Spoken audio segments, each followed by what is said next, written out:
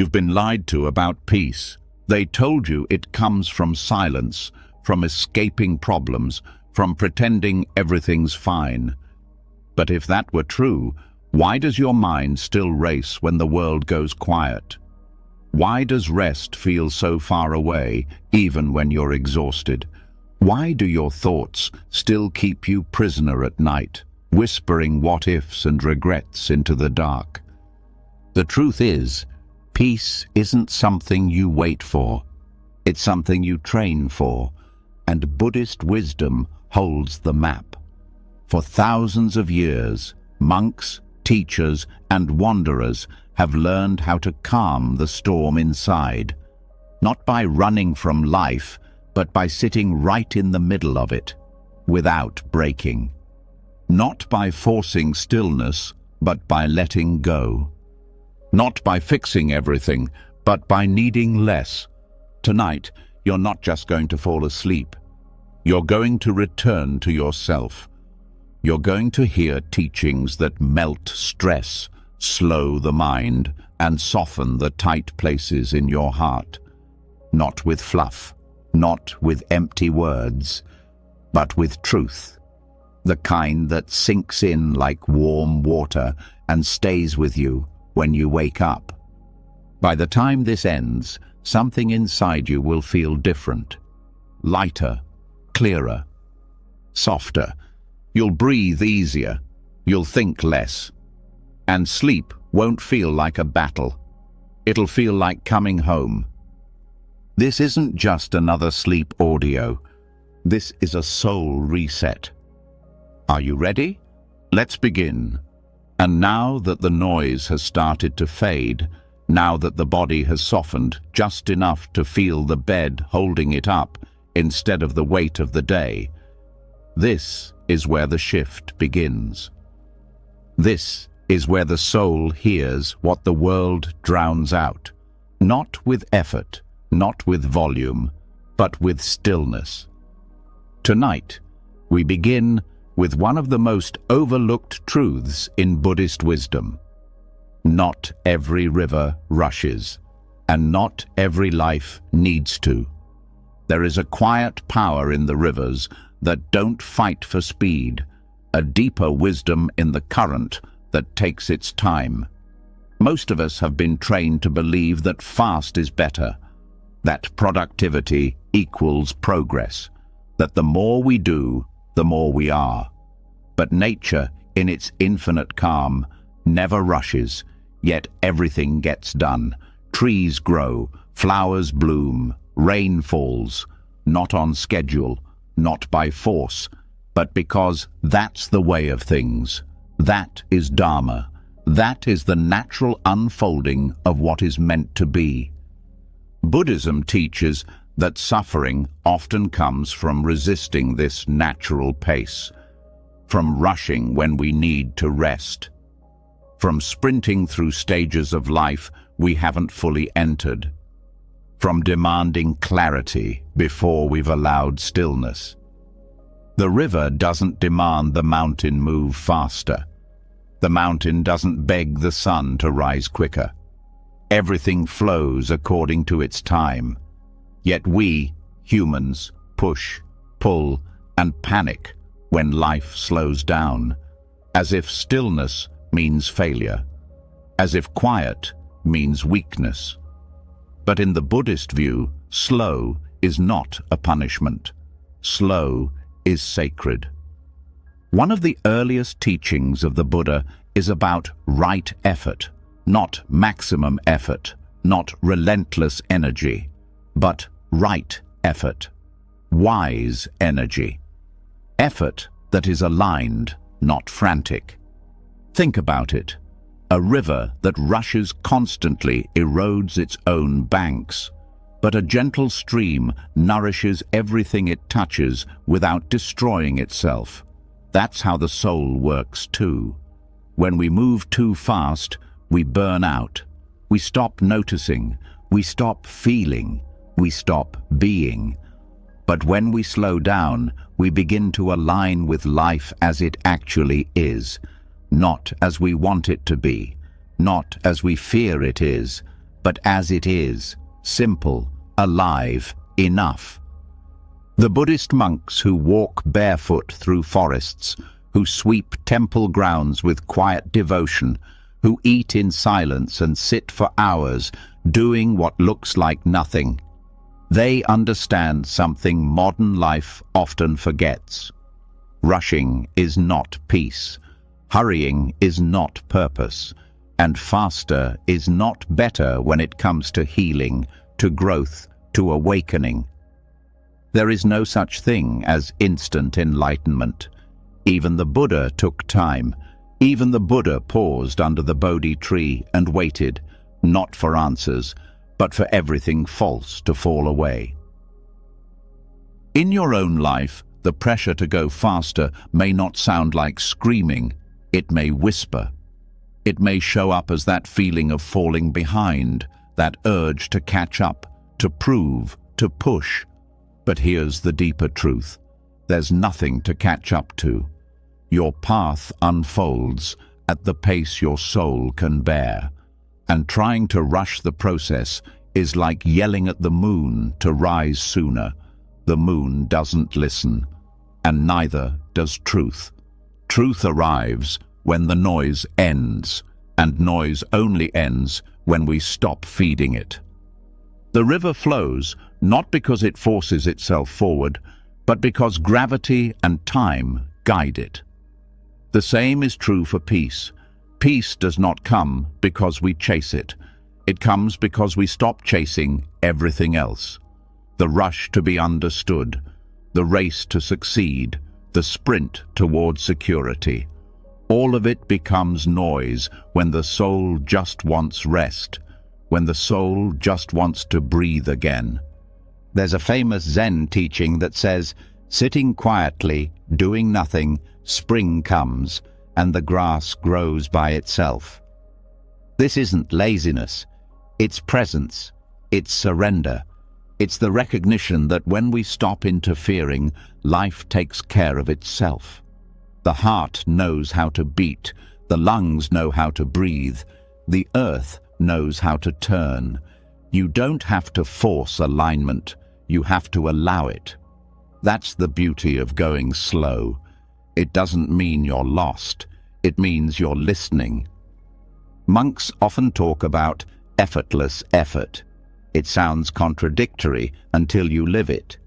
Effortless effort is what happens when action flows from peace instead of panic, when decisions come from clarity instead of fear, when movement happens not because you're chasing, but because you're being moved by something deeper. Think of a leaf on water. It doesn't decide where to go, but it doesn't resist either. It trusts the current, not blindly but openly. That's what it means to live in the rhythm of Dharma. When you align with the pace of nature, life stops being a competition. You stop comparing your timeline to others. You stop measuring your worth by your speed. And most importantly, you stop rushing through moments that were meant to be savored, like the warmth of your blanket right now, the breath that's slower than it was an hour ago, the stillness between each heartbeat. None of this can be rushed. None of it needs to be. In Buddhism, there's a concept called samatha, the calming of the mind. It's not about turning your brain off. It's about letting your thoughts settle, like mud in a glass of water. If you shake the glass, everything gets cloudy. But if you set it down, clarity returns on its own. That's the river that doesn't rush. That's the mind that heals. That's the soul that finally rests. You don't need to fix everything before you fall asleep. You don't need to find all the answers. You don't need to force your healing. You just need to soften, to stop pressing, to stop proving. There is no medal for being exhausted, no prize for pushing through pain. What matters is presence, not in the future, not in the past, but here, now, exactly as you are, breathing, listening, letting this moment be enough. The river is wise because it trusts the path beneath it. It doesn't question every rock. It doesn't resent every bend. It doesn't fear the quiet pools where nothing moves. It just flows, sometimes fast, sometimes barely at all, and still it arrives. Still it nourishes. Still it fulfills its purpose without ever rushing. So the next time your mind tells you to speed up, to do more, to fix it all before midnight, pause, feel your breath, listen to the stillness under the noise, and ask, what if I let this be easy? What if I didn't have to prove anything tonight?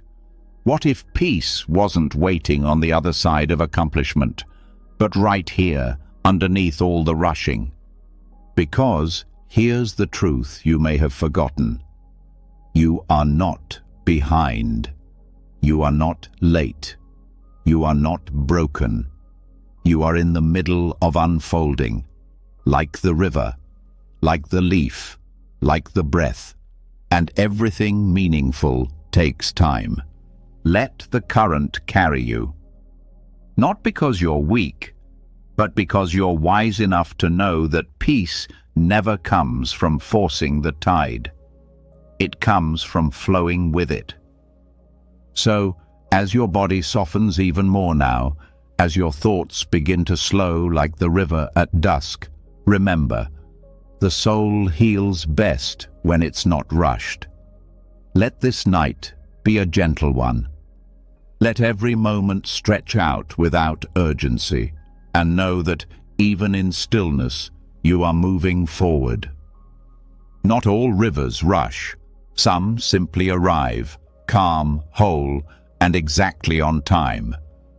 And once the current slows, once the river stops asking where it's going, something unexpected begins to rise.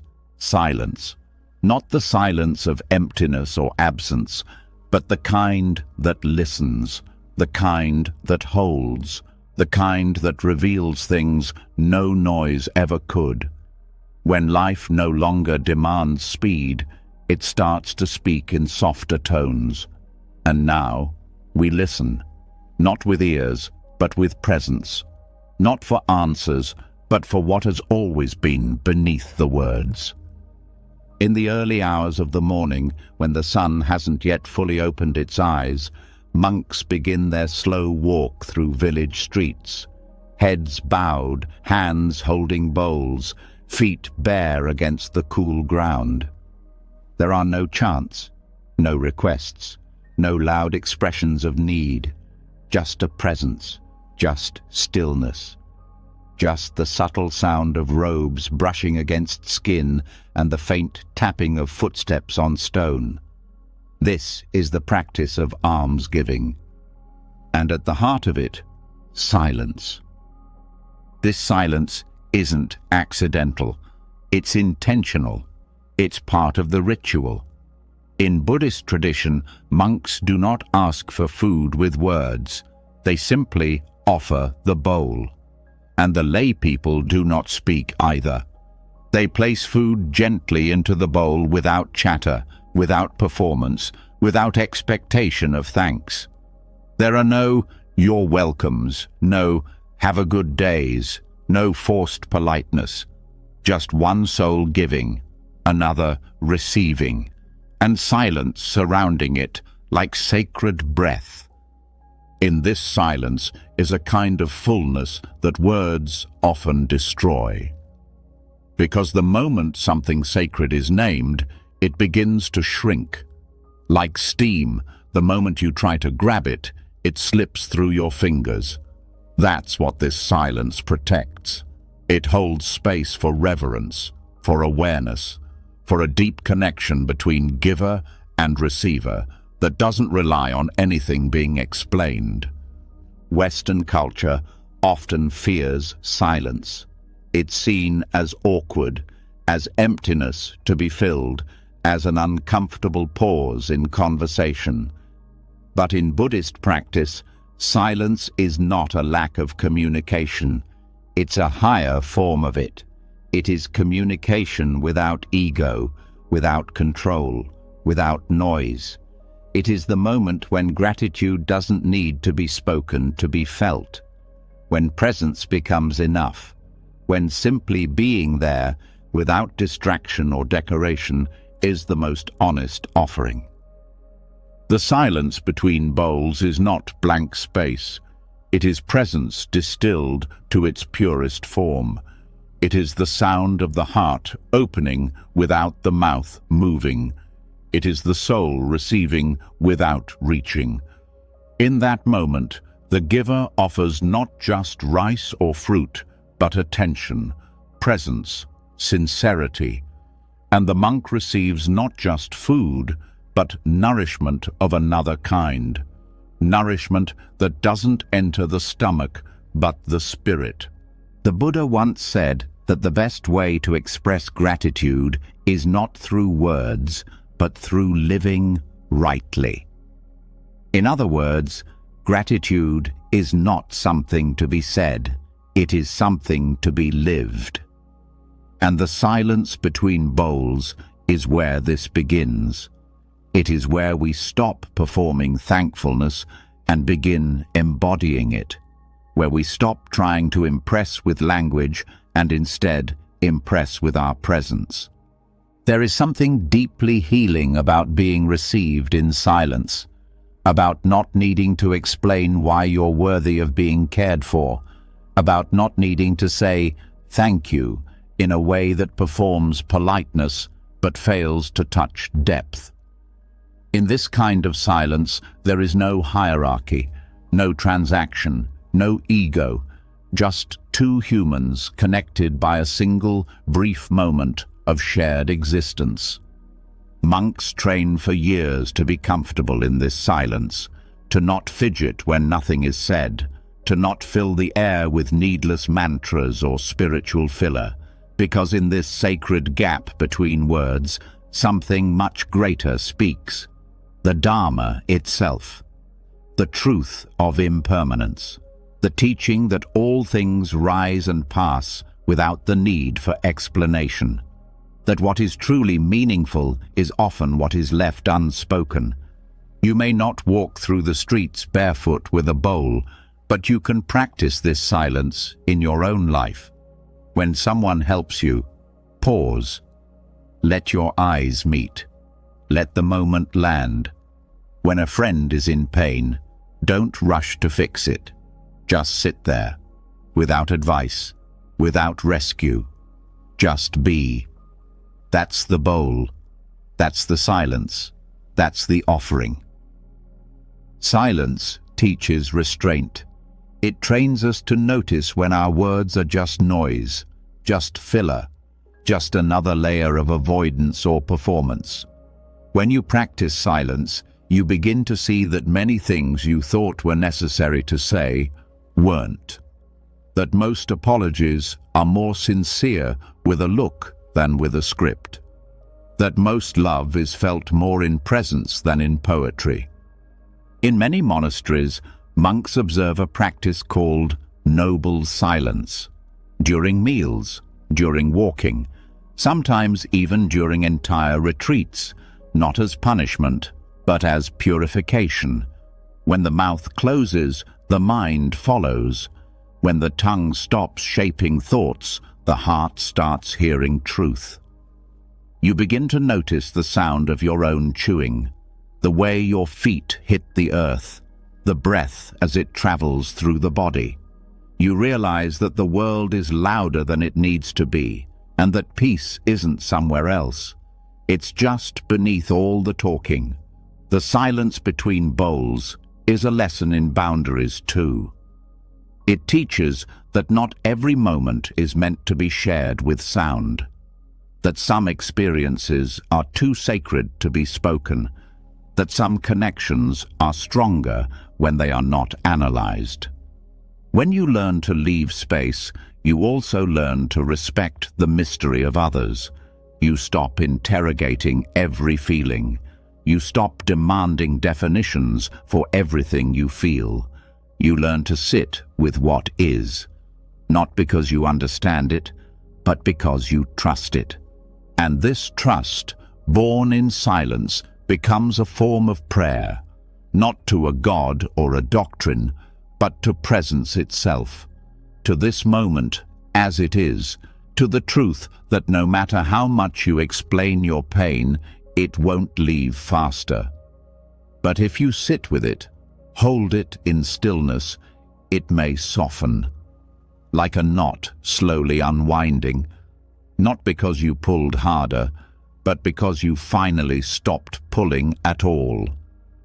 That's what the silence between bowls teaches, that not all nourishment is physical, that not all healing needs fixing, that some of the most powerful moments in life are the ones where nothing is said, but everything is felt, where gratitude lives not in thank you cards, but in the quiet act of being fully present for another human being.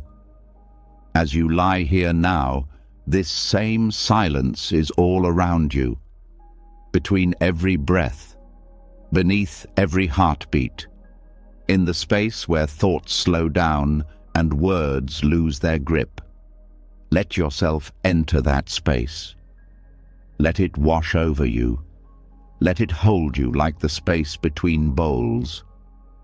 Open, sacred, free of performance. There is no need to repeat mantras, no need to analyze the day. Just breathe. Just receive. Let this silence teach you what no sentence ever could, that you are not here to explain your worth. You are here to rest in it.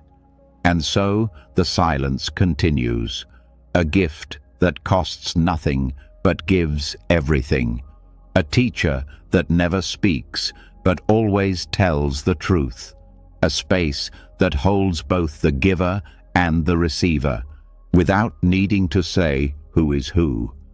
Let this moment be your bowl. Let this breath be your offering. Let this silence be enough. And once the words are no longer needed, once silence has done what no language ever could, something deeper begins to arrive. Rest, not the kind that knocks you out, not the kind that leaves you unconscious, but a kind that feels like being gently carried. A kind that doesn't fight sleep, but enters it with eyes half open and a soul fully aware, just like the Buddha once did.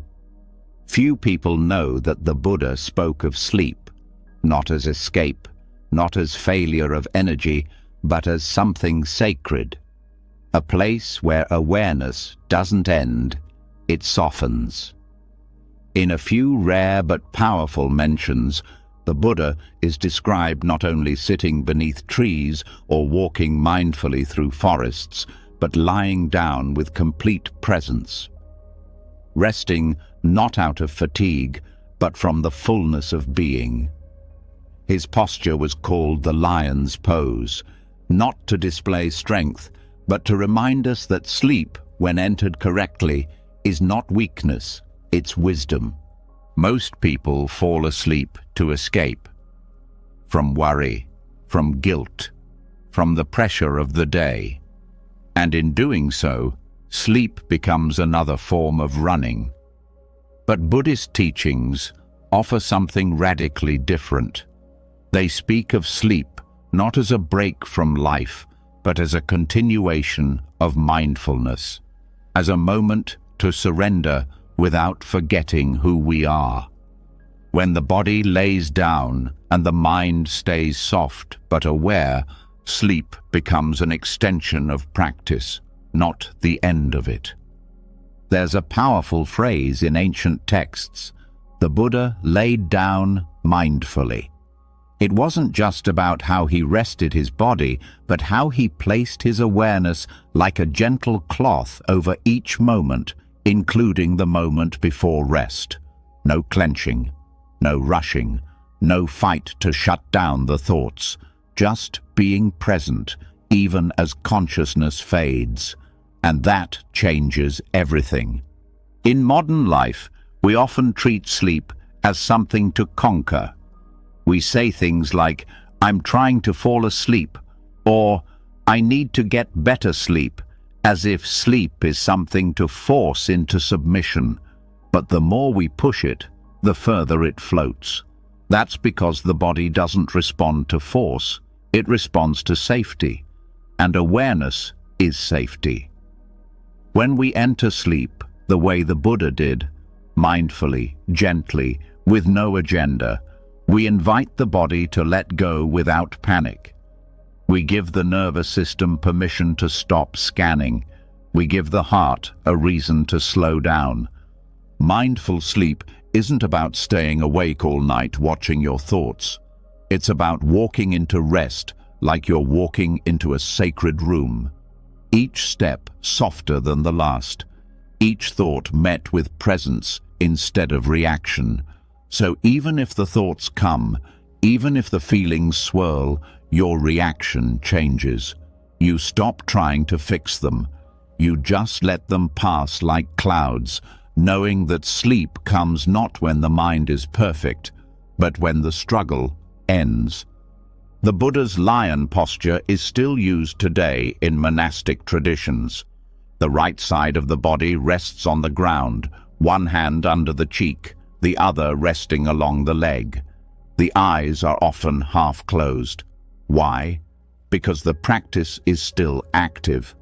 Even in sleep, there's a reminder to carry intention, not abandon it. Not because sleep is something to control, but because it's something to honor. This posture isn't mandatory. What matters more than form is feeling.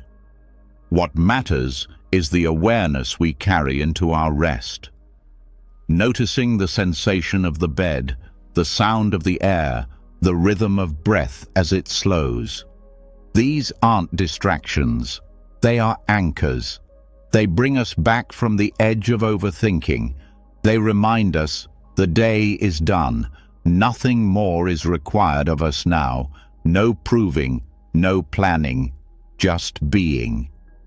In Buddhist philosophy, rest is not seen as laziness. It is seen as a vital condition for wisdom. A tired mind cannot discern clearly. A restless body cannot sit still. That's why sleep, when entered with awareness, becomes as sacred as sitting in meditation. Both involve letting go. Both involve presence. The only difference is one is vertical and the other horizontal. There's a reason monks sleep early and wake before sunrise. Not because they fear rest, but because they respect its purpose. They understand that rest is not the absence of effort. It's what makes effort possible. Without it, practice becomes performance. Without it, kindness becomes exhaustion. Without it, the mind begins to consume itself. When you go to sleep with awareness, even your dreams begin to change. They soften, they stretch, they carry less panic, more insight. That's not magic. It's the nervous system responding to your new relationship with the night. And even if you wake up in the middle of the night, even if your sleep is broken, the practice still holds. You greet wakefulness without frustration. You return to rest without fear. This kind of rest is not common. It's not easy in a world that rewards busyness, but it is powerful. Because every time you fall asleep this way, you retrain your body to trust silence. You rewire your mind to let go without being pushed. You remind yourself that peace is not the reward after everything is done. It's the space you can enter even when everything is still messy. In the time of the Buddha, sleep was treated like ceremony. Simple beds, no excess, no obsession with comfort, just enough to support rest, not distract from it. That's the middle path, not luxury, not deprivation, just presence. When you apply this to your own life, even your room begins to change. You start removing things that disturb peace. You stop scrolling before sleep. You dim the lights, not just to help the eyes, but to help the heart remember. It's time to let go. There's something deeply beautiful about the idea that the Buddha, in all his wisdom, still lay down to sleep, still rested his head, still let his eyes close. It tells us that enlightenment doesn't mean becoming superhuman. It means becoming fully human, fully alive, fully in rhythm with what the body and soul truly need. And what we need, more than stimulation, more than answers, more than distractions, is to remember how to rest without guilt, to lie down without shame, to sleep without having solved everything, to surrender not because we've given up, but because we finally understand there is nothing to fight. The forgotten sutra of restful awareness isn't found in long chants or sacred scripts. It's found in the breath just before sleep, in the silence between thoughts, in the pause between waking and dreaming. That's where presence lives. That's where healing begins. That's where the teachings of the Buddha continue, not just in temples, not just in texts, but in the softness of the night. So tonight, let sleep be sacred. Let your body fall into the bed like it's returning to the earth. Let your breath carry you, not into unconsciousness, but into presence without effort. And if thoughts come, let them pass like visitors, not invaders. If emotions rise, meet them with the same compassion you would offer a tired friend. You don't need to do anything else. You've already arrived. This is what it means to sleep with the Buddha, not to be perfect, not to be silent, but to rest without resistance, to trust the night, to return to what has always been waiting, awareness that watches over you, even when the eyes are closed. Let the body sink now. Let the breath take over. You are not leaving mindfulness behind. You are taking it with you into the quiet temple of sleep. And now that the body has begun to rest without resistance, now that the breath carries presence instead of pressure, there is one more layer to release, the stories that still follow us into sleep, the words we didn't say, the choices we still question, the mistakes that replay like echoes. Because even with the lights off, some memories still burn, some guilt still lingers in the quiet, and no amount of tiredness can quiet a heart that hasn't forgiven itself. This is where the practice of forgiveness begins, not as an idea, but as a way of resting, not as a way to erase the past, but as a way to stop carrying it every night. Buddhism doesn't ask us to forget. It doesn't tell us to pretend things didn't hurt or that we didn't cause harm. What it offers is softer. It offers the ability to see clearly without punishing ourselves forever. To recognize suffering and then release the grip we've had on it, not because it wasn't real, but because we are finally ready to stop being its prisoner. This is what Buddhists call the pillow of no regret. It's not a magical object. It's a state of mind, a way of lying down at night and not flinching at your own thoughts, a way of letting your head meet the pillow without the sudden pull of shame or sorrow. To rest, not because your past was perfect, but because you've stopped trying to rewrite it with regret. Regret is often mistaken for responsibility. We think that holding on to it means we care, that if we let go, we're letting ourselves off too easy. But the truth is, carrying regret doesn't make you wiser. It makes you harder, more guarded, less open to growth. Forgiveness in Buddhism is not permission. It's freedom. It's a softening of the inner terrain so the soul can walk barefoot again, so that when you lay down, you're not bracing for another battle in your own mind. You're surrendering to peace, not because everything was right, but because you're done fighting it. One of the most powerful teachings in the Pali Canon comes when the Buddha explains that suffering can be ended not by changing the world, but by changing our relationship to it. This includes the past. This includes all the people we were before we knew better. Forgiveness is not a reward for perfect behavior. It is a response to the truth that pain happens, and sometimes we are the cause. But holding on to self-hatred does not undo the pain. It adds more to it. So how do you lay on the pillow of no regret? You begin with honesty. You stop pretending you weren't hurt. You stop denying that you hurt others. You let it all rise, not to punish yourself, but to make room for healing. You stop running from your past and turn toward it like a friend who's been waiting for closure. You sit with it. You breathe with it. You say, yes, this happened, and I see it now. Then you do something radical. You stop rewriting the story in your mind.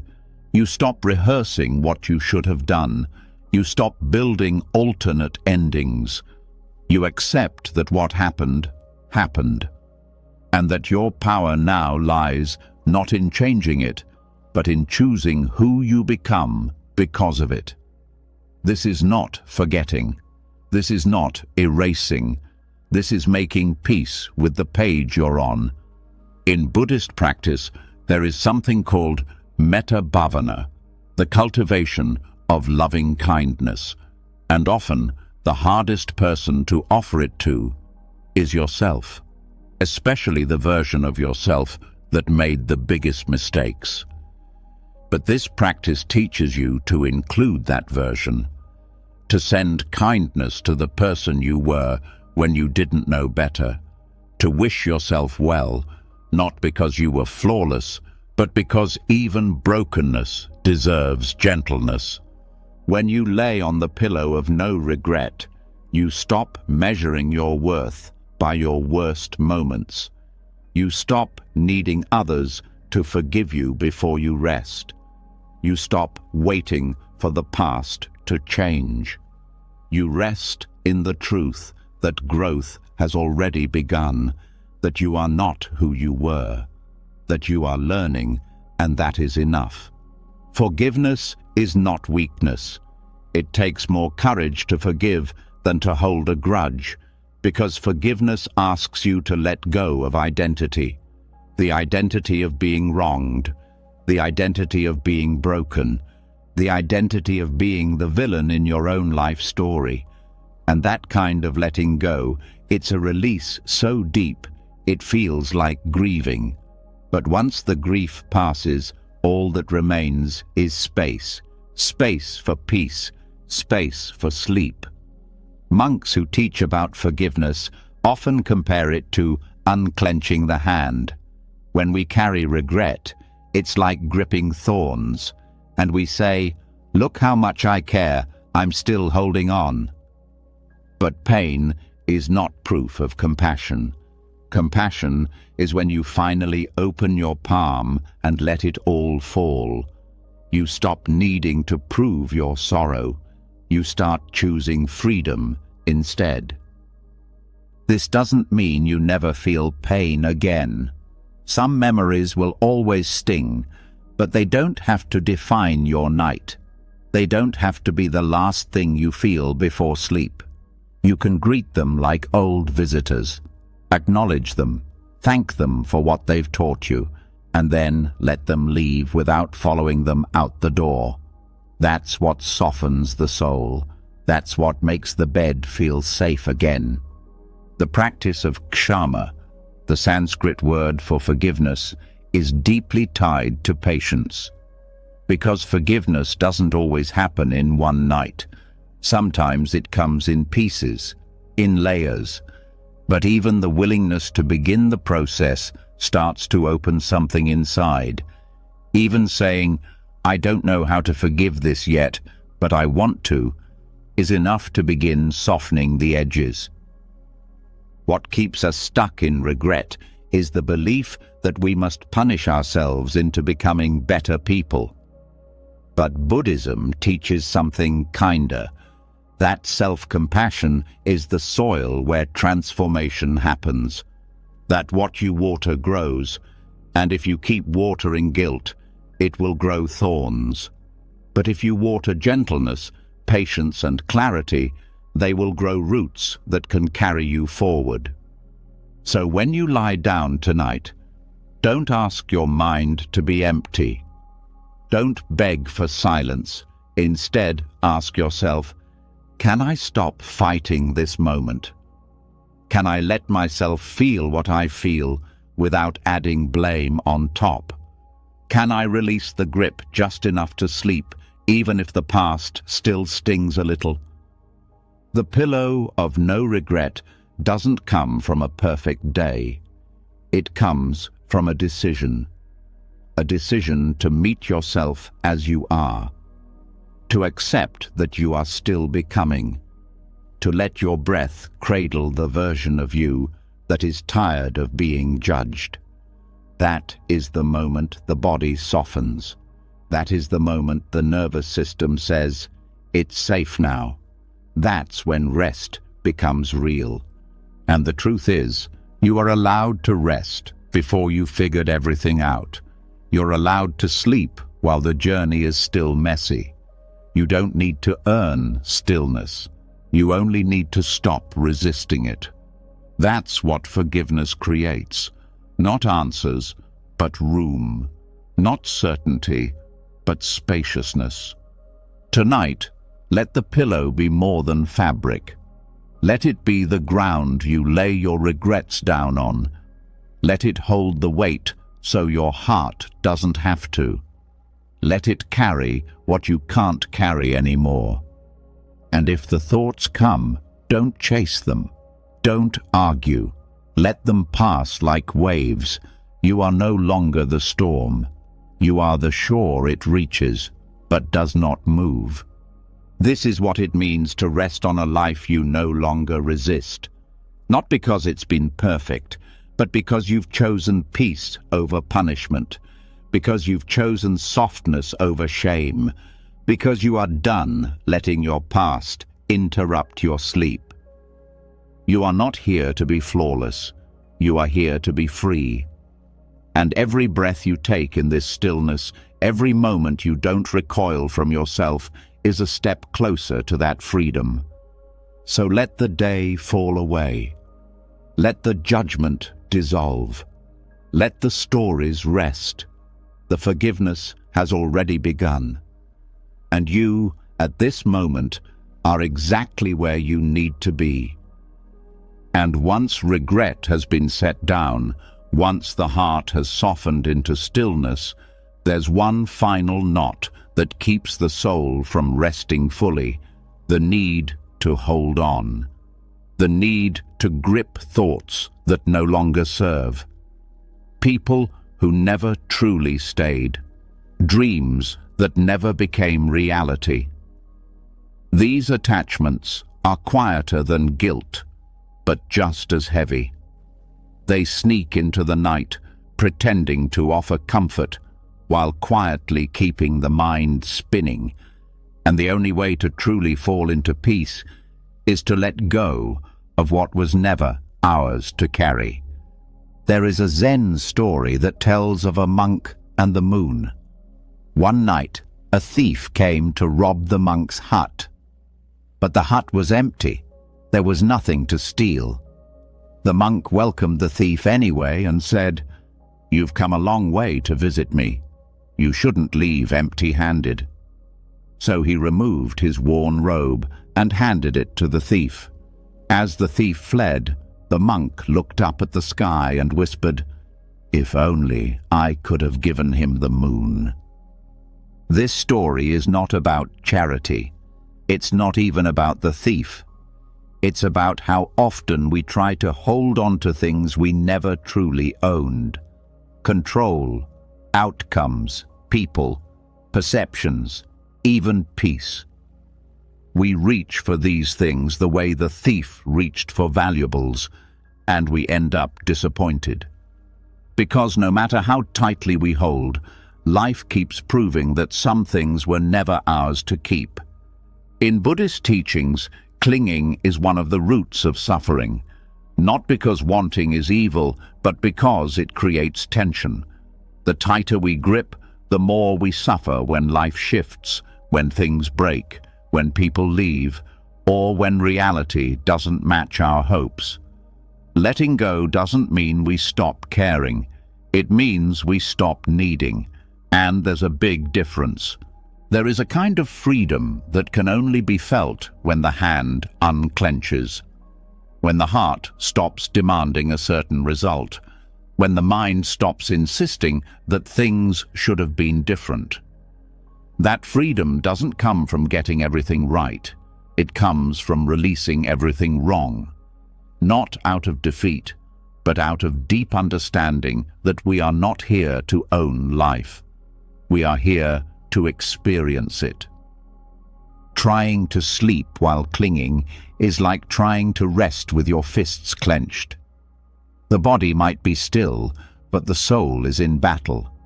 And you can feel it, the tension in your jaw, the weight on your chest, the tightness in your breath.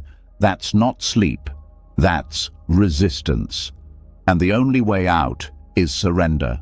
Not the dramatic kind, not the collapse, but the gentle release of what was never really yours. Letting go begins with recognition. You start to notice what you're still gripping. Maybe it's someone's approval. Maybe it's an identity that no longer fits. Maybe it's a memory that you keep replaying, hoping for a different ending. Whatever it is, you see it clearly. And then you ask the deeper question, is this mine to carry? Most of the time, it isn't. Most of the time, what we're gripping is not the thing itself. It's our idea of what it should have been. Our fantasy of control, our illusion of safety. We cling because we think it will protect us, but in reality, it just keeps us stuck. The monk in the story didn't just let go of his robe. He let go of the need to defend what didn't matter. He gave up control to remain free.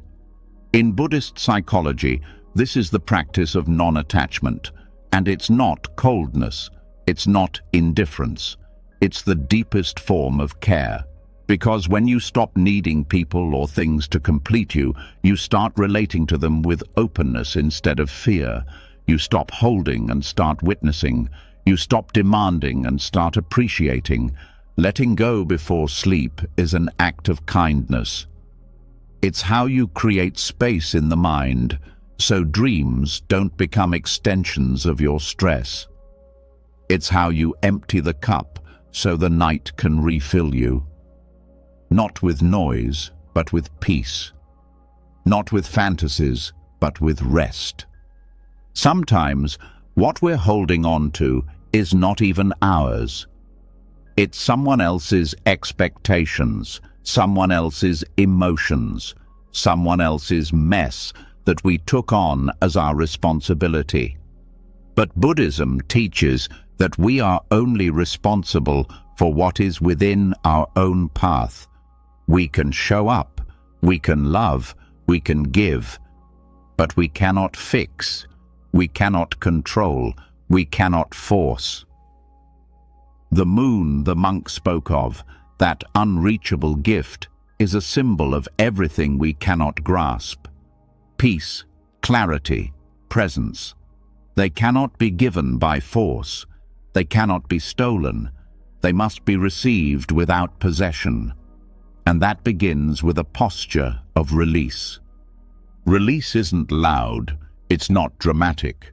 It often looks like doing nothing, not texting back, not replaying the argument, not rewriting the future in your mind, just breathing, just being, just letting what is be. And that is more powerful than any control we could ever force. The more you practice this letting go, the more you begin to see how often you used to grip things without even noticing. You see how many times you tensed up in conversations, how many times you braced for disappointment, how many times you tried to plan 5 steps ahead to avoid discomfort.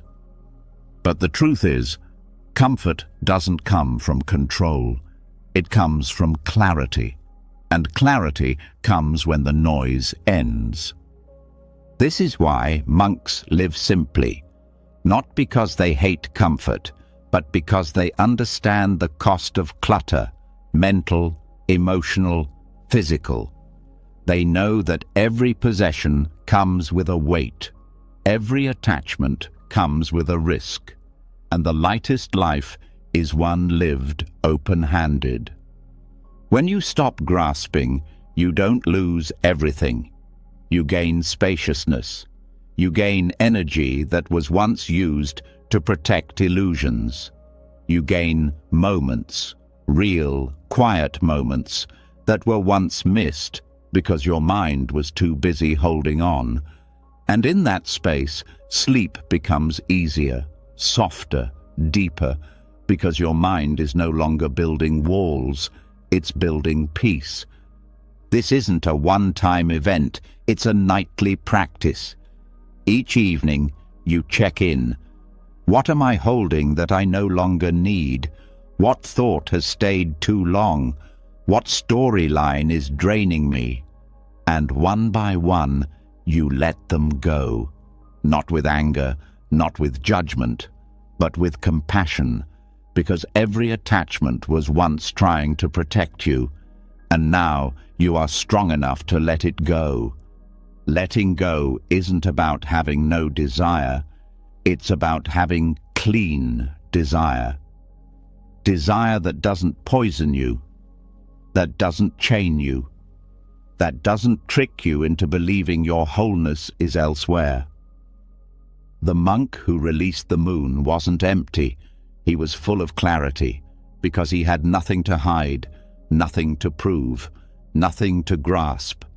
So tonight, as you feel the weight of your body settle into stillness, notice what your heart is still carrying, and gently, tenderly, begin to release it. Not because you're supposed to, but because you deserve to. You deserve to rest without clinging, to sleep without armor, to breathe without bargaining.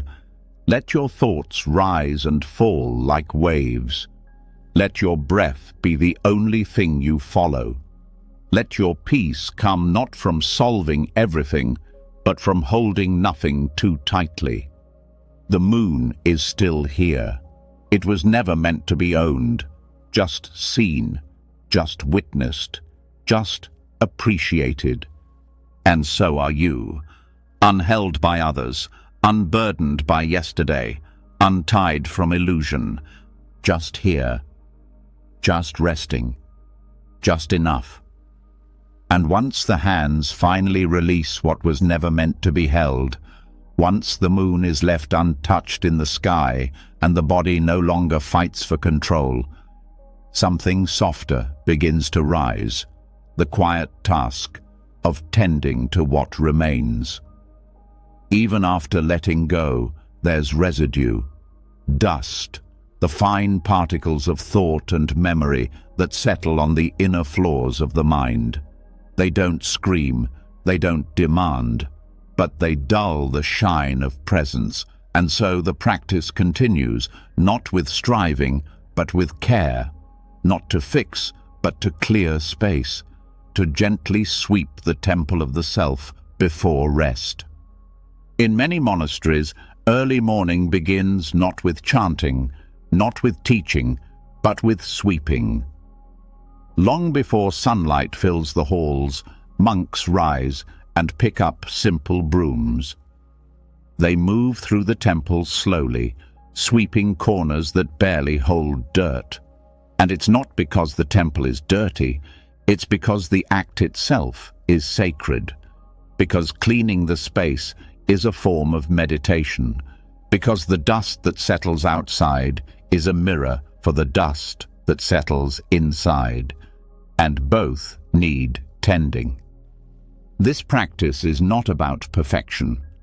The dust will return tomorrow. The floor will never stay spotless. But the sweeping is not about a final result.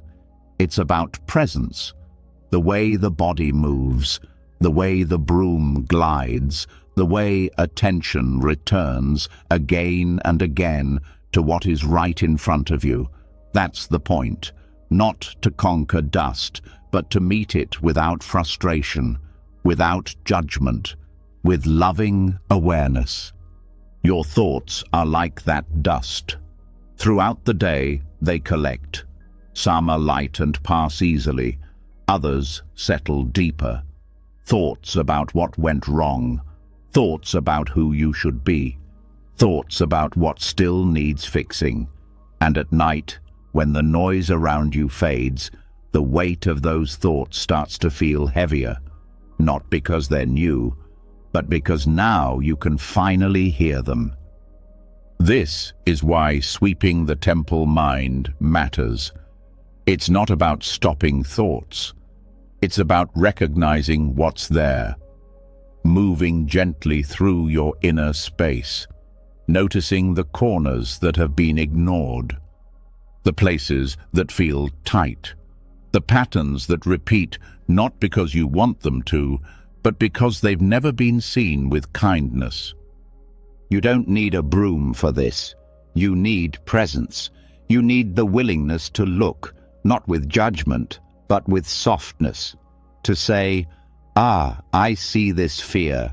I see this expectation. I see this tension. And instead of pushing it away, you sweep around it. You make space. You let it be touched by attention. Because often, what we call clutter is just something we haven't faced with care. The reason monks return to sweeping every day is because they understand the nature of the mind. It doesn't stay clear by accident. It becomes clear through devotion, through repetition, through simple acts done with full heart. You don't need dramatic rituals to find peace.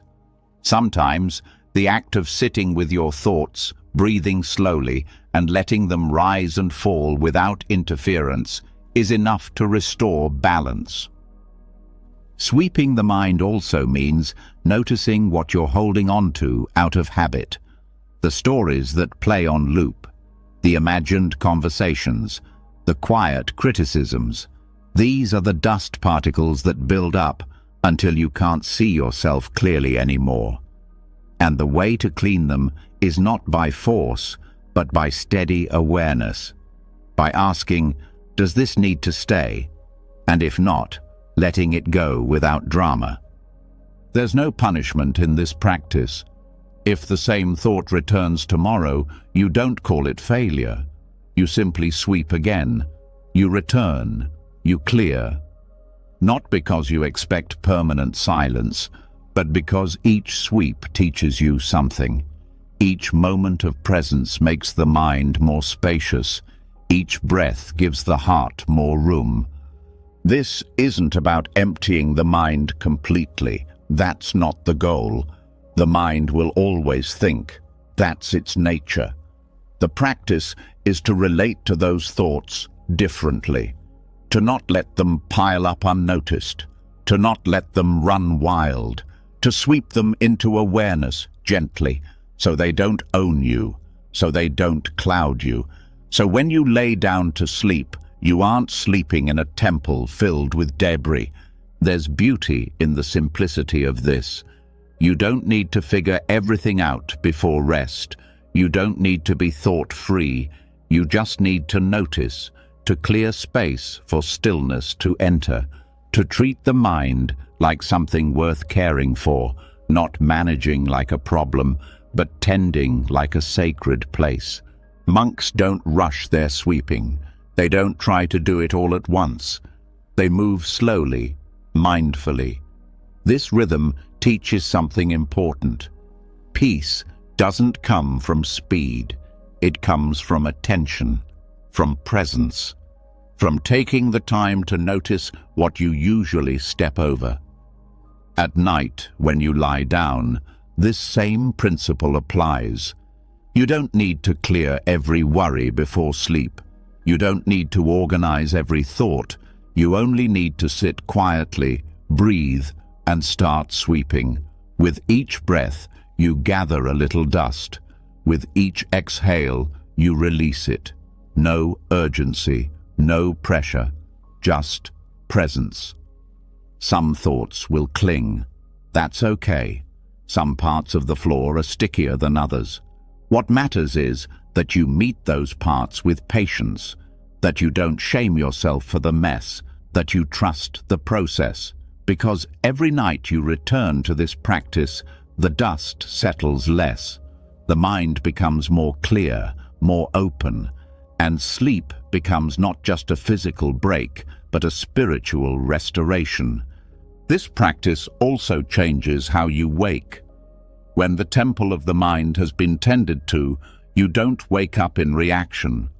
You wake up with clarity, with space, with less noise, and that changes how you live, not just how you sleep.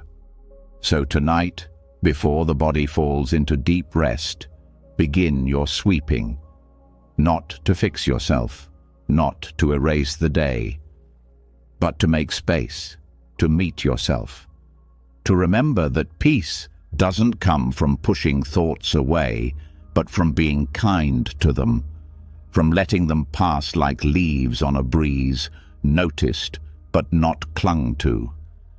You are not here to be spotless. You are here to be spacious, to be soft, to be open to stillness. And this stillness comes not by chance, but by returning to yourself, one sweep at a time. Let the breath continue now. Let the dust lift. Let the floor of your mind clear enough to welcome silence. And let that silence cradle you. You've tended to the temple tonight.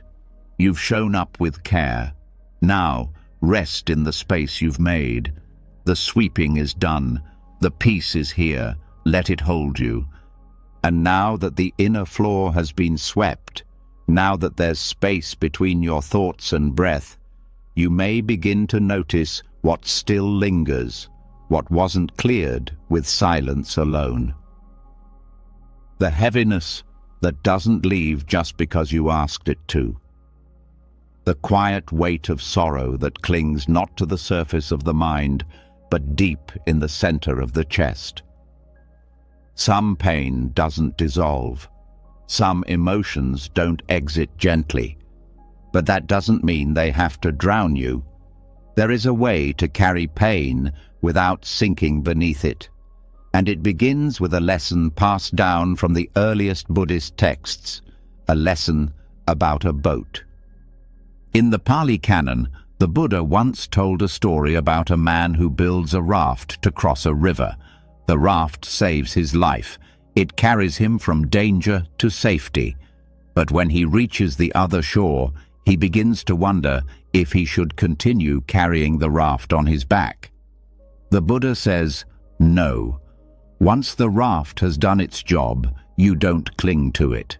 You set it down with gratitude and continue walking. But if the river hasn't ended, if the journey still calls for crossing, then you use the raft wisely, not as a burden, but as a support. Pain is like that.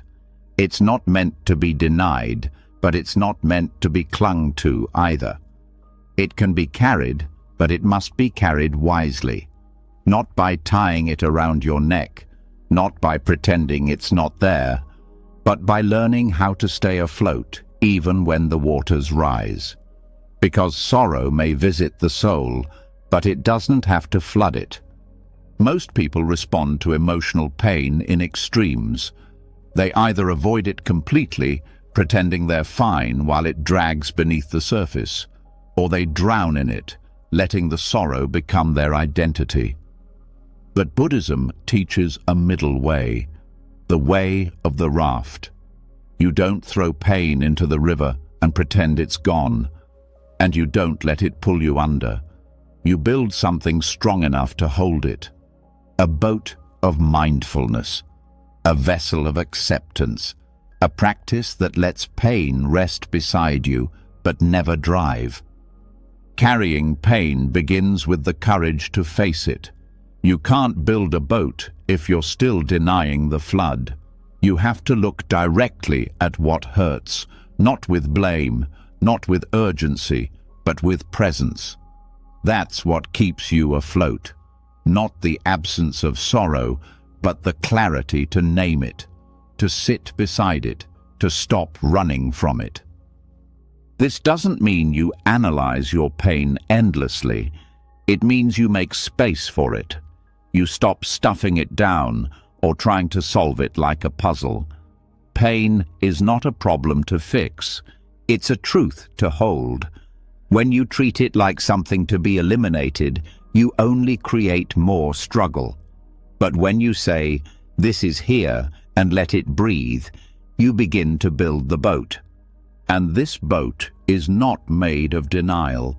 It's made of simple presence, of showing up each day and meeting what arises without flinching, without escaping into stories, without needing to know when the pain will end. You begin to realize that your strength is not in eliminating discomfort. It's in staying conscious through it. The Buddha never promised a life without suffering. What he taught was the possibility of liberation through awareness. That even in the deepest sorrow, there can be space, there can be breath, there can be room for something else to exist alongside the grief, a quiet, enduring steadiness that watches but does not collapse. When sorrow becomes overwhelming, it often means we've mistaken it for our whole identity.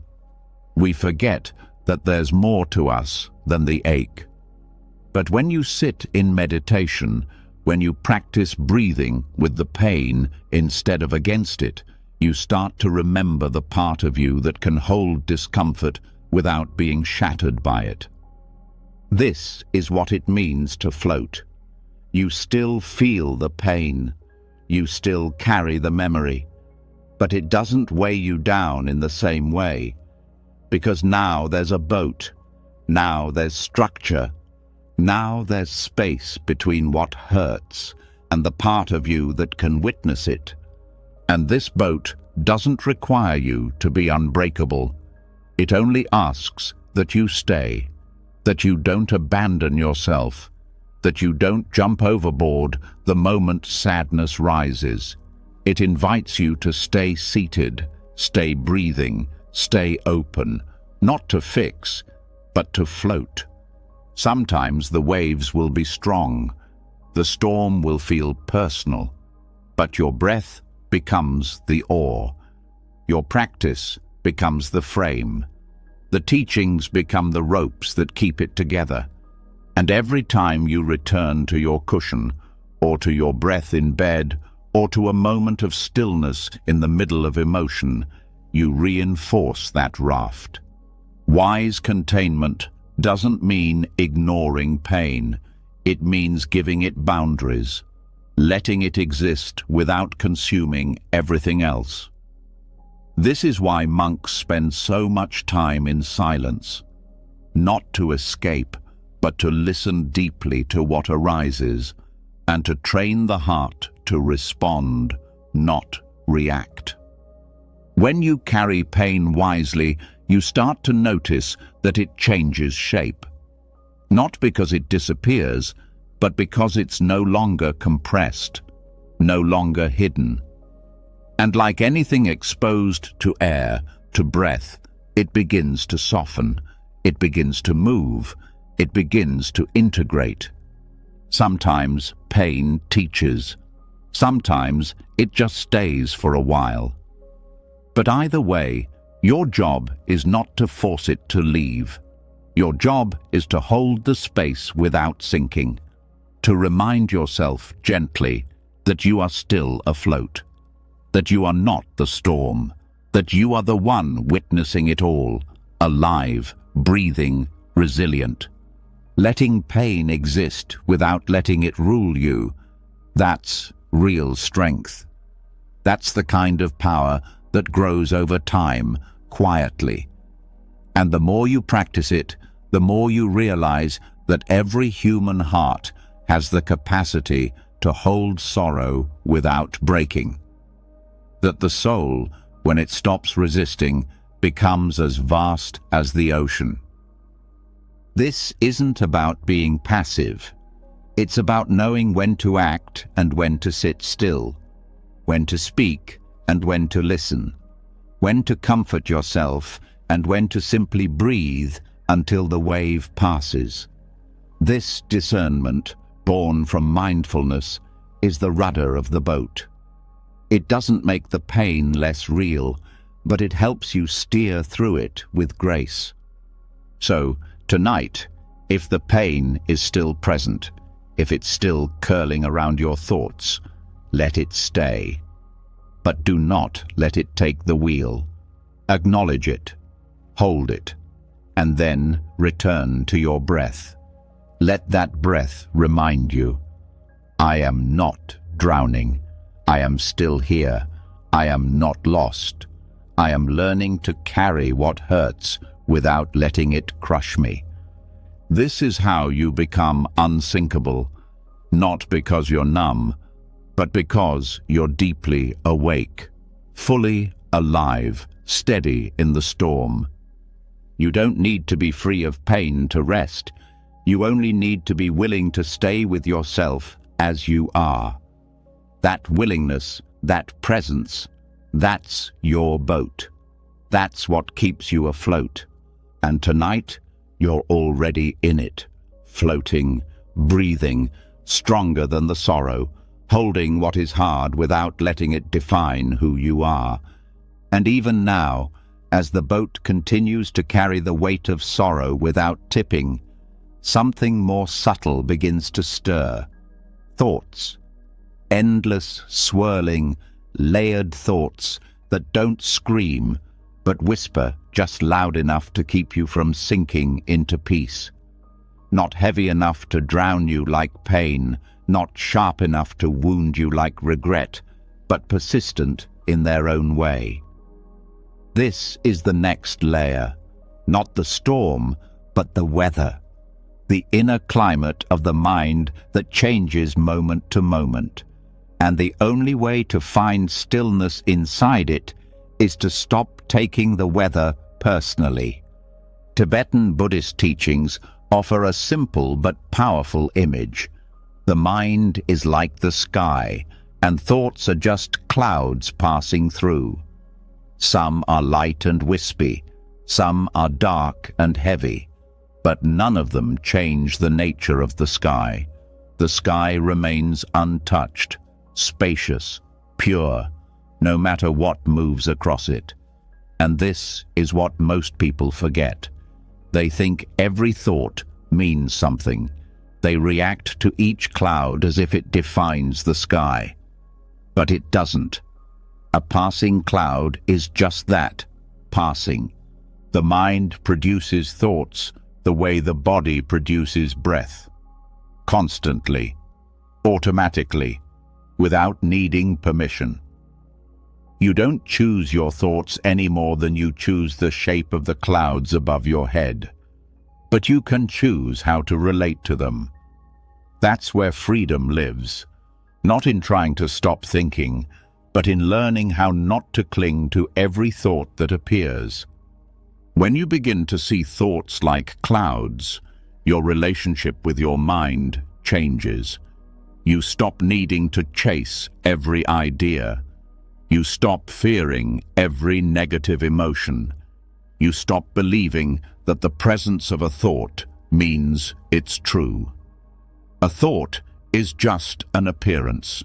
It arises, it floats, it dissolves. That's it. And when you stop judging the clouds, you stop creating storms. The suffering doesn't come from the thought itself. It comes from believing the thought, from attaching meaning to every mental movement, from analyzing, reacting, arguing, agreeing, resisting. That's what turns a passing cloud into a thunderstorm. But when you watch the thought without judgment, without pushing or pulling, it loses its power. It becomes a shape, a sound, a flicker, and then it's gone.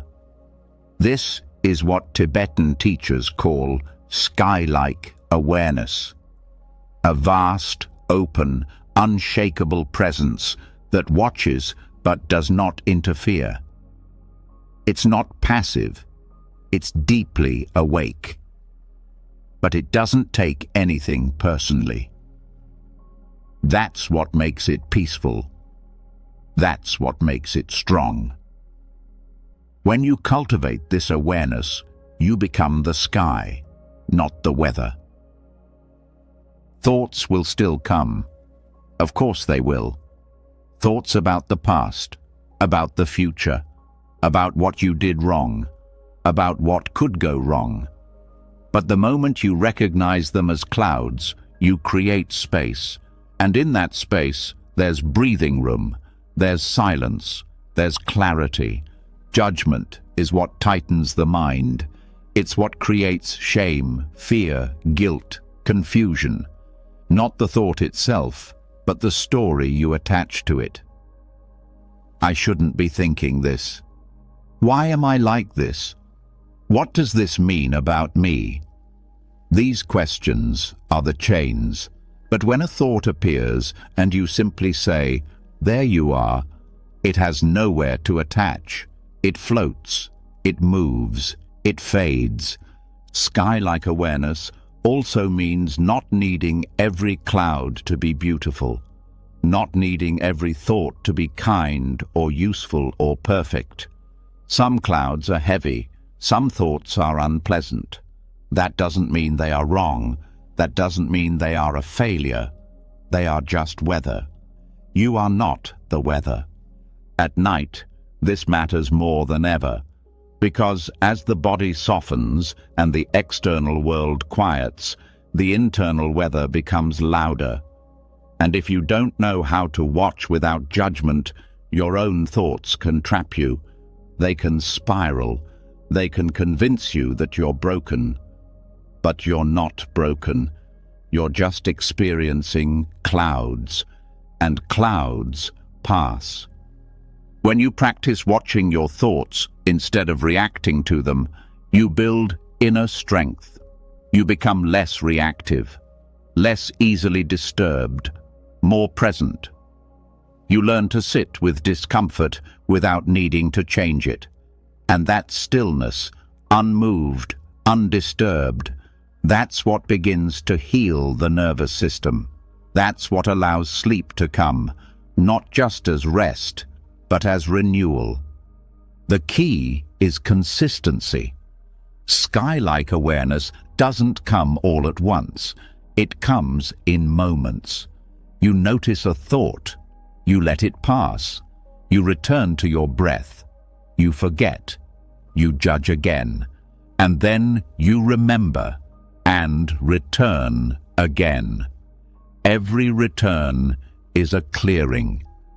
Every time you let a thought pass without following it, you reinforce your freedom. And this doesn't mean you lose all thoughts. Some thoughts have wisdom, some bring clarity, but even then, you let them pass. You trust that the right thoughts will return. You don't need to grab them, because grasping is fear, and letting go is faith. What's important is how you relate to the thought, not whether the thought is positive or negative. You might have a kind thought, but if you cling to it, it becomes another weight. You might have a harsh thought, but if you let it pass, it can't hurt you. That's why neutrality is powerful. Not coldness, not distance, but the willingness to watch without getting caught. At first, this can feel unnatural, especially if you've spent years believing your thoughts define you. But with practice, it becomes ease. It becomes normal to say, "That's just a thought," and move on. It becomes natural to return to breath, to the body, to the space beneath the thinking. That space becomes home, and in that home you find rest. True rest. Not the kind that comes from distraction, but the kind that comes from non-attachment. The kind that lets you lie down without needing to solve everything, without needing to correct your mind, without needing to be perfect. You lie there, breathing slowly, and let the thoughts rise like mist. Some are memories, some are worries, some are random. You don't push, you don't cling, you simply watch. And over time, the sky becomes clearer, not because you forced it, but because you stopped stirring the clouds. You are not your thoughts. You are the space they pass through. And that space cannot be broken. It cannot be stained. It cannot be destroyed. No matter how many thoughts appear, the sky remains. So tonight, let the thoughts come. Let them dance. Let them swirl. But do not follow. Do not chase. Let your breath anchor you. Let your awareness spread like open sky. And let every cloud pass, knowing it has no power unless you give it weight. This is the mind at rest. This is the beginning of deep peace, not because everything is quiet, but because you have learned how to remain clear even when the clouds appear. Let the sky hold you now. Let the thoughts move. Let the judgment end. Nothing needs to be different. Everything is passing. And you, vast, open, silent, are still here. And once the sky is remembered as home and the clouds are no longer feared or followed, the air begins to feel different, lighter, less charged, more open. But within that openness, there is still a longing, not for silence, not for stillness, but for warmth. A kind of comfort that speaks not through thought, not even through touch, but through something older, something instinctive, what enters through the breath but reaches far deeper. This is where the next practice begins, not in the mind, but in the atmosphere that surrounds it, not in a word, but in a fragrance. In many Buddhist traditions, scent is not a decoration. It is a form of prayer, a way of cleansing not just physical space, but energetic presence. When monks light incense, they are not simply making the air smell pleasant. They are invoking memory. They are calling the body into softness, guiding the spirit into reverence. And they are doing something even more subtle, soothing the imprints that suffering has left behind. These imprints, called samskaras, are traces left on the mind and body from past experience. They don't always show up as memory. Sometimes they show up as mood, as tension, as an unexplainable heaviness. They live in the nervous system, and they carry the residue of thoughts, actions, and emotions that were never fully digested. And while meditation clears many of these layers, there are some imprints that respond not to silence, but to scent. Sandalwood is one of the most revered of these sacred scents, not just for its earthy sweetness, but for its deep connection to presence. In temples across Tibet, India, Thailand, and Sri Lanka, sandalwood is used during chanting, during death rituals, during prayer, and during rest. It is said to purify without aggression, to center without overwhelming, to soften the mind without forcing it to let go. Sandalwood doesn't push, it invites. The Buddhist understanding of aroma is that scent bypasses the thinking mind. It does not ask for logic. It does not need a reason. It goes directly to the heart of sensation, to the body's memory. And when that memory is met with safety, something begins to open. A wall comes down. A breath deepens. A knot begins to loosen, not because someone said the right thing, but because the air itself began to speak in a different way. The sandalwood room is not always a literal place. It is a space we create through intention, a space where every inhale is part of the ritual, where the air becomes an offering, where presence is infused not just into what is done, but into what is felt through the most subtle of senses. In the old monasteries, there were rooms where nothing happened except rest.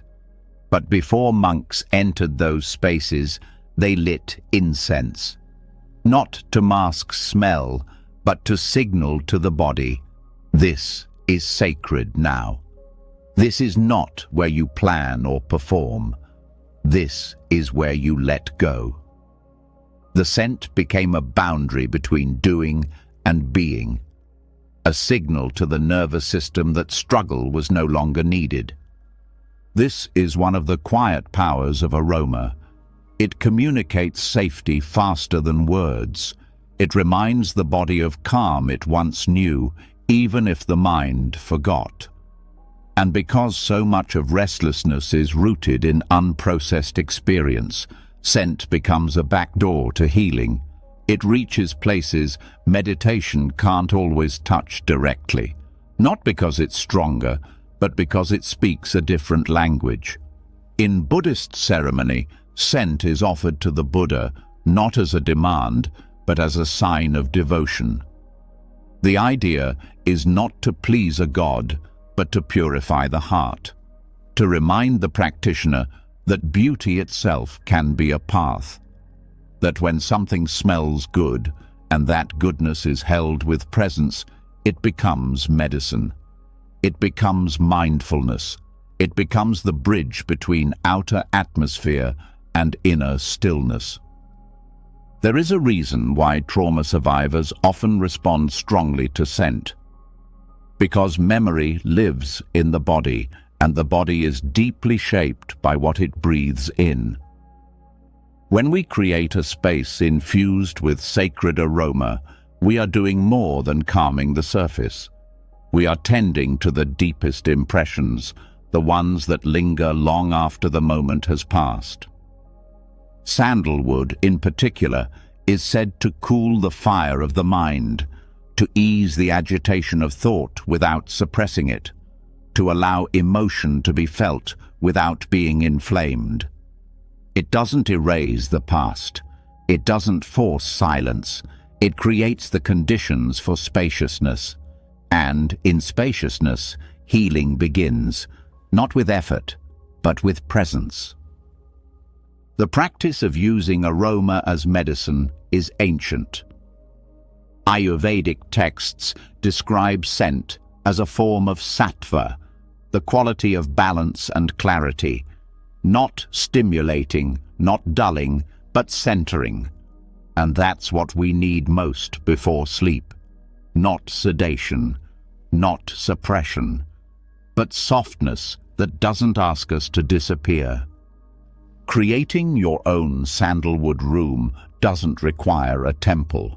It requires awareness, a candle lit with intention, a few drops of oil placed near where you rest, Even the simple act of inhaling and exhaling while holding the scent in your awareness becomes a form of meditation, a message to the body that now is the time to drop the armor, to loosen the grip, to breathe without defending anything.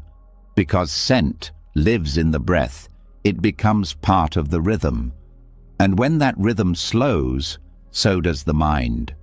This is why monks often breathe in through the nose while seated with incense, not to deepen the practice, but to deepen the presence. The scent becomes a companion, not a tool, not a trick, but a silent witness that holds the space without needing to say anything. Sometimes the body needs more than silence. Sometimes it needs softness that wraps around it. The warmth of scent does this without pressure. It does not pull. It simply exists, and in its existence, the body remembers that it is safe. This is especially important at night, when unresolved energy often returns. When thoughts that were pushed aside all day finally have room to surface. And while meditation helps us observe them, aroma helps us stay soft while we do. It creates a nest for the awareness to rest in, a kind of cushion for the soul, not one that blocks emotion, but one that holds it gently enough to let it move.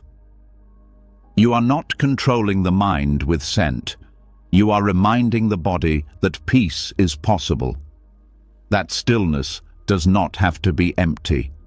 That rest can be rich, full, and safe. This kind of rest is not accidental. It is cultivated. It is invited.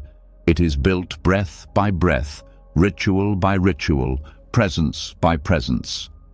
Scent is not magic, but it is memory. It is emotional memory. It is cellular permission. And when used with care, it becomes one of the gentlest ways to soothe the nervous system and prepare the mind for sleep, not by force, but by beauty. Let this space you're in now become your sandalwood room. Whether there is fragrance or not, let the breath be scented with awareness. Let the air feel sacred, even if it's quiet. Let this moment be filled not with action, but with atmosphere. You don't need a perfect setup. You don't need expensive oils. You need presence. You need the willingness to surround yourself with gentleness. That's what calms the karmic impressions. Not denial, but devotion. Not escape, but care. This is how the soul begins to settle, not just through thoughts, but through sensation, through the parts of you that speak in whispers, through the layers that never learned how to soften with words alone. Let the scent carry you now. Let it speak without sound. Let the air feel kind again. The sandalwood room is not far away. You're already in it. And now that the space around you has been softened, now that the air carries presence and the breath no longer feels like survival but ceremony, there's something else you begin to notice. Sound. Not loud, not urgent, but constant. The creak of the floor, the sigh of the wind, a distant dog, the rhythm of your breath.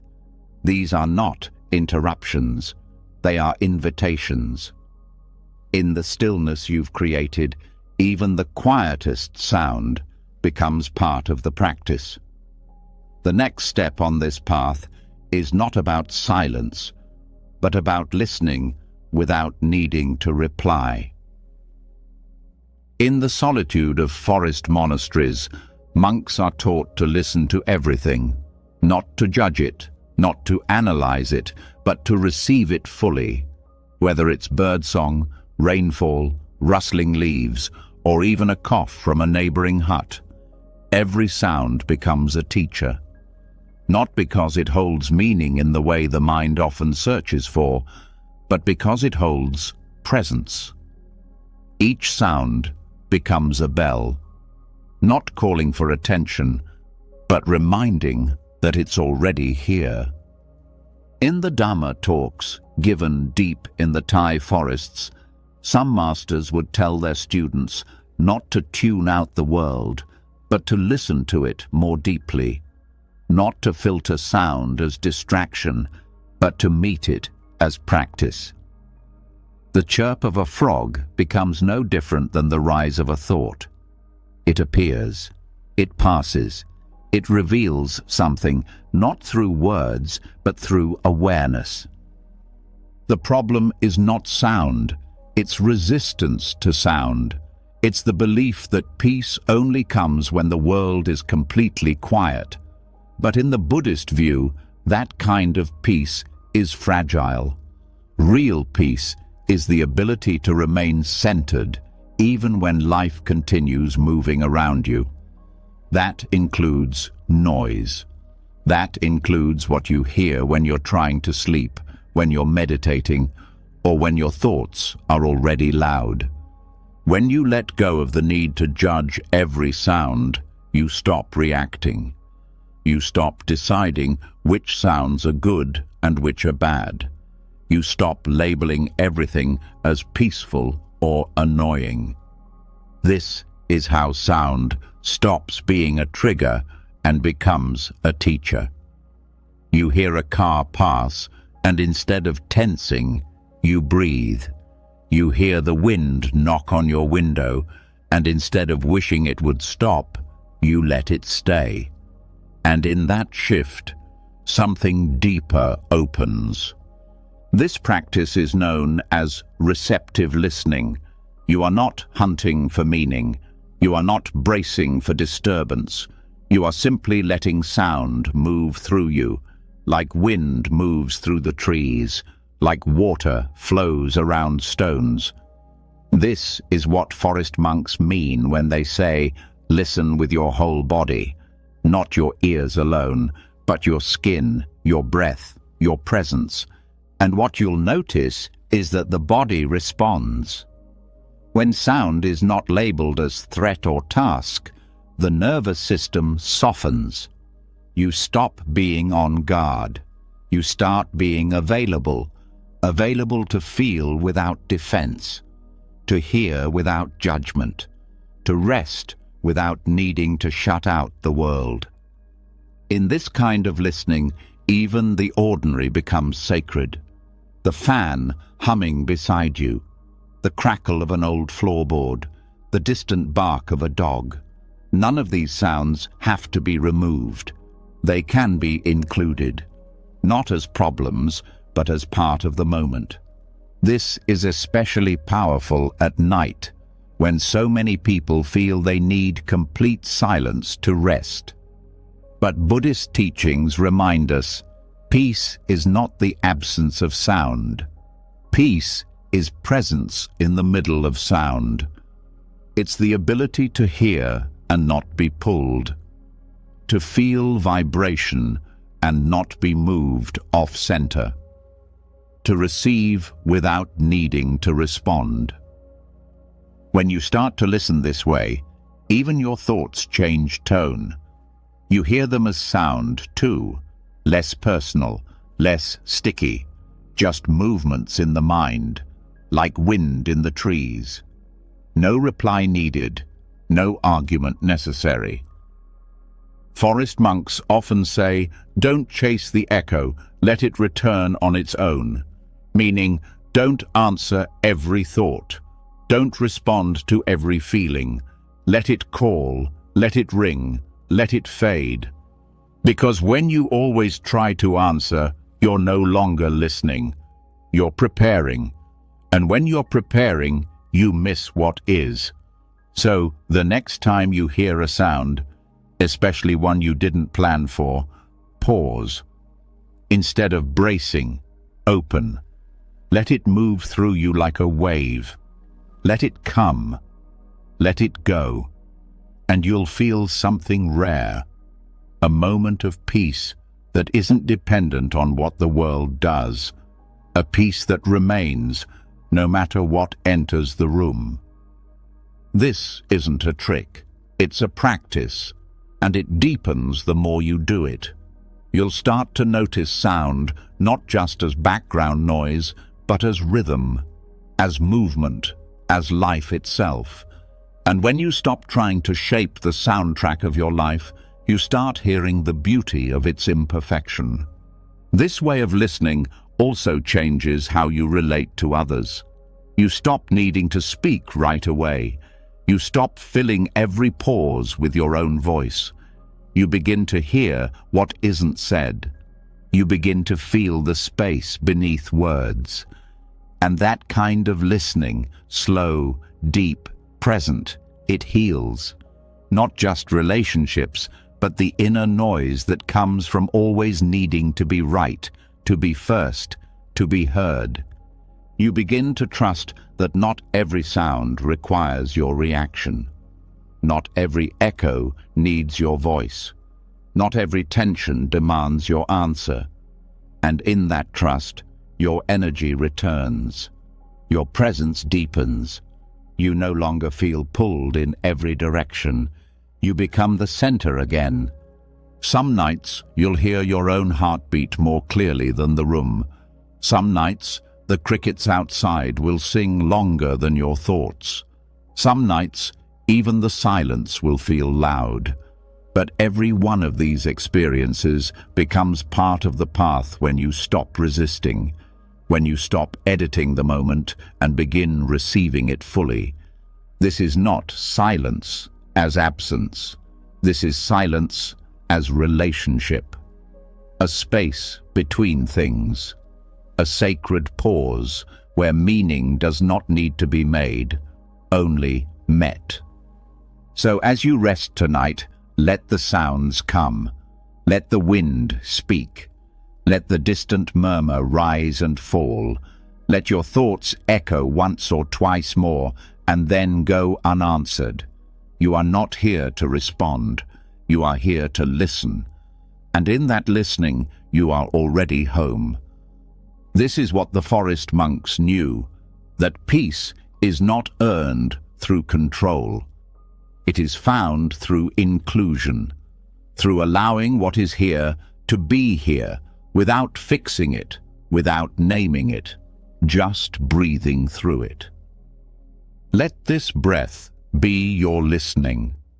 Let this room be your forest. Let each sound pass like a friend who needs nothing from you but your presence. You don't need to speak. You don't need to understand. You just need to hear. And let hearing be enough.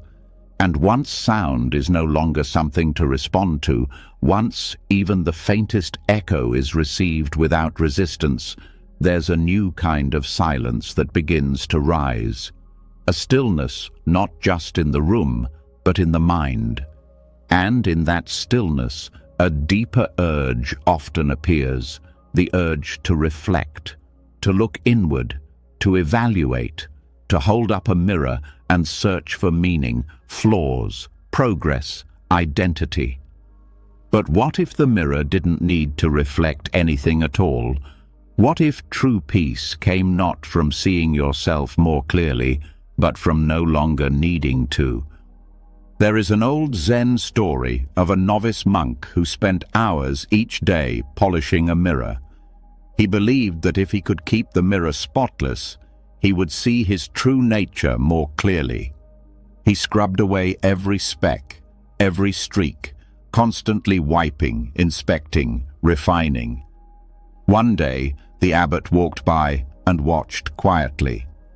Then he said, "You can polish the mirror all day, but no matter how clear it gets, it will never show you freedom. Freedom begins when you stop looking for yourself in the mirror." This teaching isn't about literal glass. It's about the internal mirror, the one we hold up constantly. The part of us that watches, measures, evaluates. Am I getting better? Do I look peaceful enough? Have I grown? Why do I still feel this way? These questions may seem helpful, but often they are a disguise for clinging. A subtle way we stay trapped in self-concern. They keep us locked in identity, endlessly circling the idea of who we think we are. In Buddhist practice, there's a word for this: mana. It means the sense of I am this. Even in spiritual growth, mana creeps in. The identity of the one who is meditating, the one who is healing, the one who is trying to be better. And the more we polish that identity, the harder it becomes to let go. The empty mirror is a different approach. It's not about reflecting back a better image. It's about being spacious enough to hold everything without needing to define any of it. It allows experiences to arise and fade, thoughts to come and go, feelings to be felt fully without needing to make them about you. This is not detachment in the cold sense. It's intimacy without possession.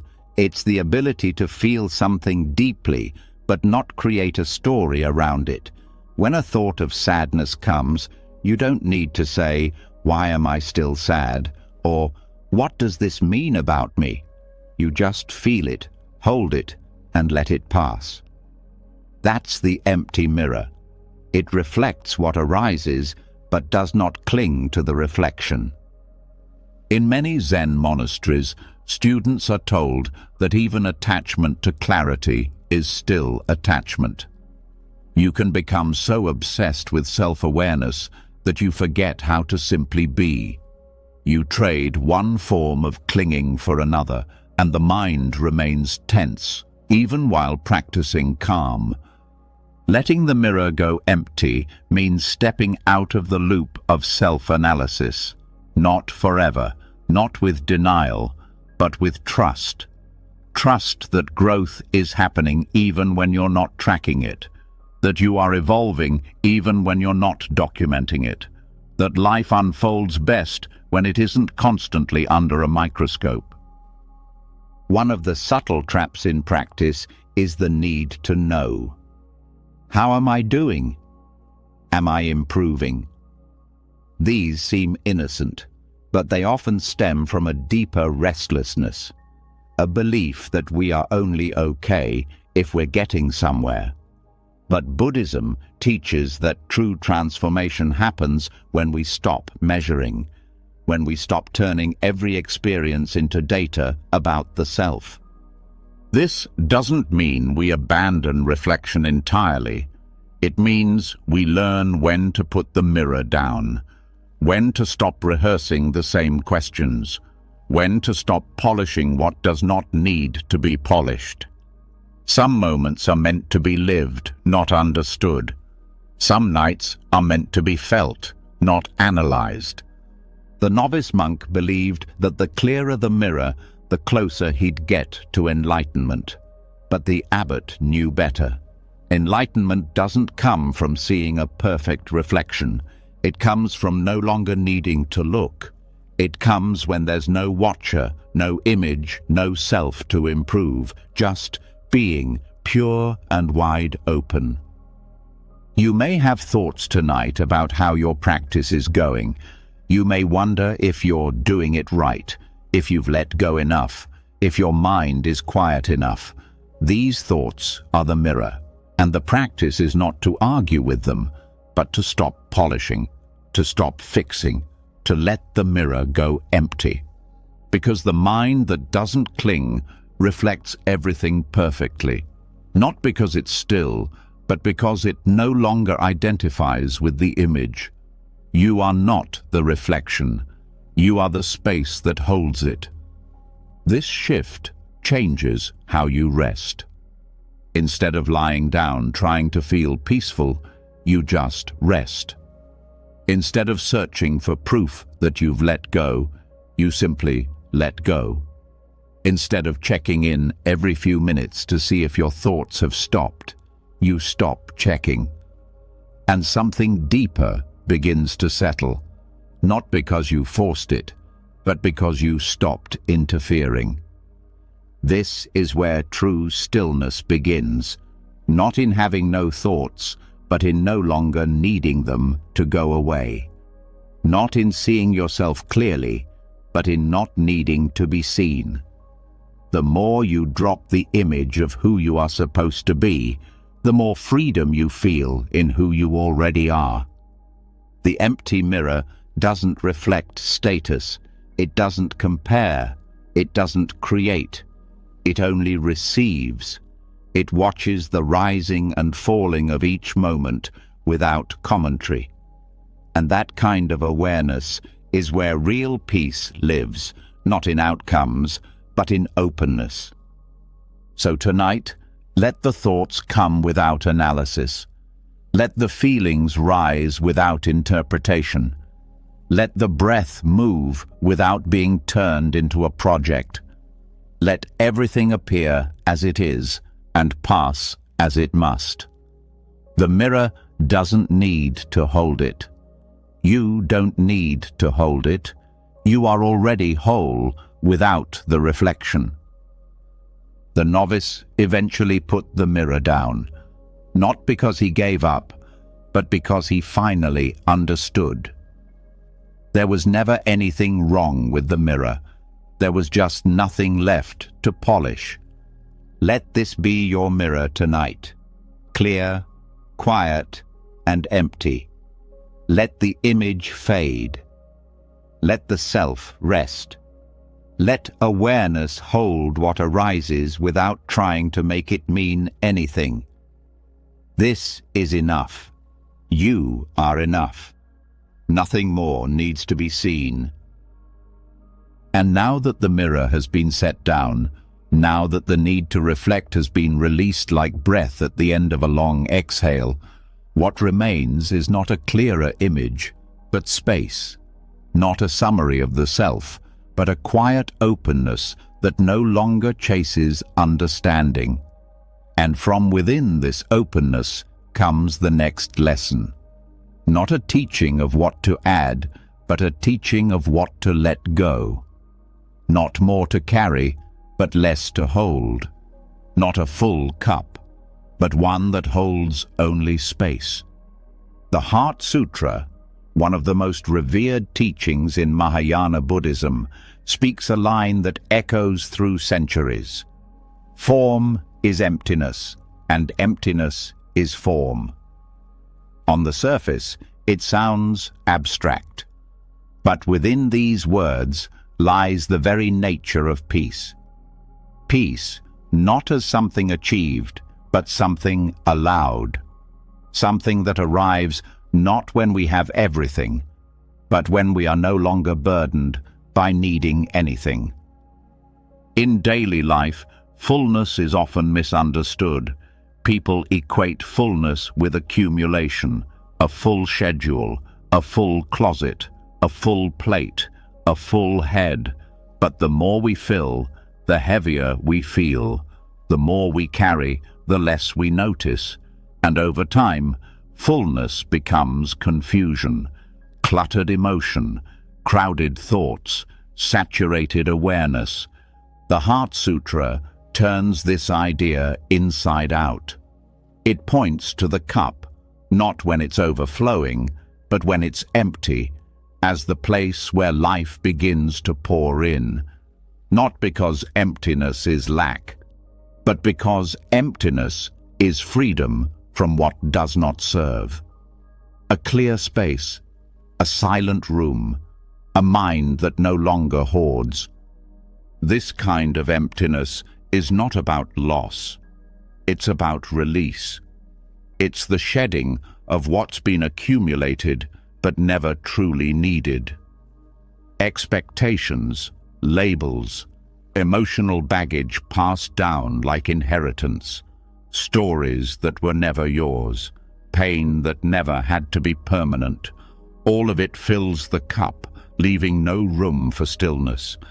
To feel full in the Buddhist sense is to let your emotional body be unburdened, not blank, not shut down, but available. Available to feel without being shaped by every feeling. Available to receive without grabbing. Available to rest without guilt. You don't find this kind of fullness by doing more. You find it by seeing clearly what's no longer needed and releasing it, one thought at a time. Not with anger, not with dramatic gestures, but like breath leaving the body, naturally, unforced. There's a teaching that says you can't pour tea into a cup that's already full. The same is true with presence. You cannot experience peace if the mind is stuffed with unresolved noise. You cannot enter rest if your soul is dragging too much behind it. You cannot feel whole when you are crowded with things you were never meant to carry. So the practice becomes subtraction, gently, patiently. You don't rip things away, you become aware. This resentment, do I need it? This belief, has it served me lately? This memory, am I ready to stop living inside it? And one by one, the unnecessary begins to fade. This is not erasure, it is refinement, letting the layers that have crusted over the heart soften, letting the emotions that linger, not because they're useful, but because they're familiar, finally leave, not pushed away, but bowed to and released. In this way, emptiness becomes sacred. It is no longer a void to fear, but a space to trust. A room inside you where breath moves freely, where thought doesn't echo so loudly, where pain passes through without taking root. The Heart Sutra doesn't say, get rid of form. It says, understand that even form, when deeply seen, is empty. Meaning, what you think you need to hold, what you think you are, can change. It is not fixed. It is not as solid as it seems. This applies to emotions too. You don't have to own every sadness. You don't have to explain every fear. You don't have to catalogue every doubt. You simply recognize that they are passing weather. And if the cup is too full, they stay longer. But if you allow emptiness, they drift. The body knows this truth. That's why it exhales. That's why it sleeps. That's why it lets go of breath again and again. Because release is not weakness. It's rhythm. It's wisdom. It's the natural movement of all things. And to resist that movement is to suffer. In Buddhist practice, this emptiness is not lonely. It is interconnected. Spaciousness connects everything. A room only holds what it holds because it is not filled with walls. Your mind only understands because it is not crammed with conclusions. And your soul can only rest when it is no longer barricaded by your own expectations. Letting the cup hold only space is an act of deep trust. Trust that you do not need more. Trust that you already are what you've been seeking. Trust that nothing added will bring peace, only what is released. Even joy becomes more vivid in emptiness. Because joy is not something you chase. It is something that rises naturally when there is nothing suffocating it. And when the soul is no longer drowning in demands, it begins to float. Letting go is not an event. It is a slow and sacred process. Some things leave easily, others return again and again. But even that return is part of the practice. Each time you meet it with gentleness, you thank it, you learn from it, and if you're ready, you let it leave. This does not mean you detach from all of life. It means you stop attaching meaning to everything that passes through. You stop collecting every feeling as a souvenir. You stop filling your heart with every headline, every memory, every ache. You begin to live like the sky again. You begin to feel like the breath, coming, going, never trapped. And the cup inside you, once filled with so many voices, begins to echo with silence. Not emptiness as lack, emptiness as freedom. So, as you lie here tonight, ask gently, what have I been holding too long? What story have I told too many times? What emotion am I ready to feel fully and let move on? Let those answers come slowly. Let them float up without force. And as they do, let them pour out. Let the cup be empty. Let the space remain. Let yourself know that in this emptiness, nothing is missing. Because when the craving stops, when the self-inventory fades, when the inner collector rests, that is where true fullness begins. Not by adding more, but by needing less. Not by doing more, but by allowing what is. Not by chasing peace, but by making room for it to arrive. And right now, the room is ready. The cup is clear, and nothing more needs to be poured in. And now that the cup holds only space, now that the mind no longer clings and the heart no longer overflows with what doesn't belong, a new kind of energy begins to reveal itself. Quiet, steady, unforced. It's not the kind of fire that demands to be seen. It's not urgency. It's not adrenaline. It's the slow, glowing warmth of something ancient and lasting. This is the strength that doesn't shout. This is compassion, not as a feeling that comes and goes, but as a source of gentle endurance that never burns out. In many Buddhist texts, compassion, karuna, is spoken of not as emotion, but as a fuel. It's not the soft, fragile kindness people often imagine. It is something much stronger, something that can keep you walking even when the path feels endless, something that keeps your heart open even when the world gives you every reason to close it.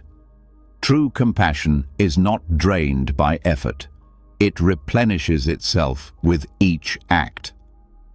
Like a candle that lights another without losing its own flame. This kind of strength does not come from motivation or mood. It doesn't depend on whether the day went well or whether people were kind. It comes from something deeper, a choice to stay soft when it would be easier to go numb, a decision to care without collapsing, a practice of holding space for others and yourself without turning it into a performance. Many confuse compassion with weakness, but in Buddhist tradition, it is one of the highest forms of power. Not power over others, but power within. The kind that lets you keep showing up, even in the presence of pain. The kind that lets you forgive, not because you forget, but because you don't want to carry the bitterness anymore. The kind that lets you listen without needing to fix, to witness suffering without becoming swallowed by it. The bodhisattvas, beings who vow to awaken not just for their own sake, but for all sentient beings, are often described as having compassion that spans lifetimes. Not a single act, not a burst of empathy, but an endless reservoir of care. This is what it means to endure gently. To love not with drama, but with discipline. Not with loud passion, but with unwavering warmth. When you look at your own life, you can probably remember moments when your heart wanted to shut down, when pain felt like too much, when people disappointed you, when your own mistakes made you question your worth. And still, here you are, still breathing, still caring. That's the candle. That's the quiet strength that didn't burn out. That's compassion. It is not always grand. Sometimes it's as simple as offering a smile when you feel tired. Sometimes it's pausing to breathe instead of lashing out. Sometimes it's staying present in a difficult conversation. Sometimes it's forgiving yourself for not being perfect. These acts don't look like much, but they keep the flame alive. And what's important to understand is that compassion doesn't mean absorbing everyone else's suffering. It doesn't mean sacrificing yourself until you are empty. That's not endurance, that's burnout.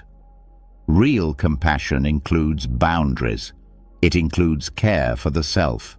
It says, I will show up, but I will not lose myself in the process.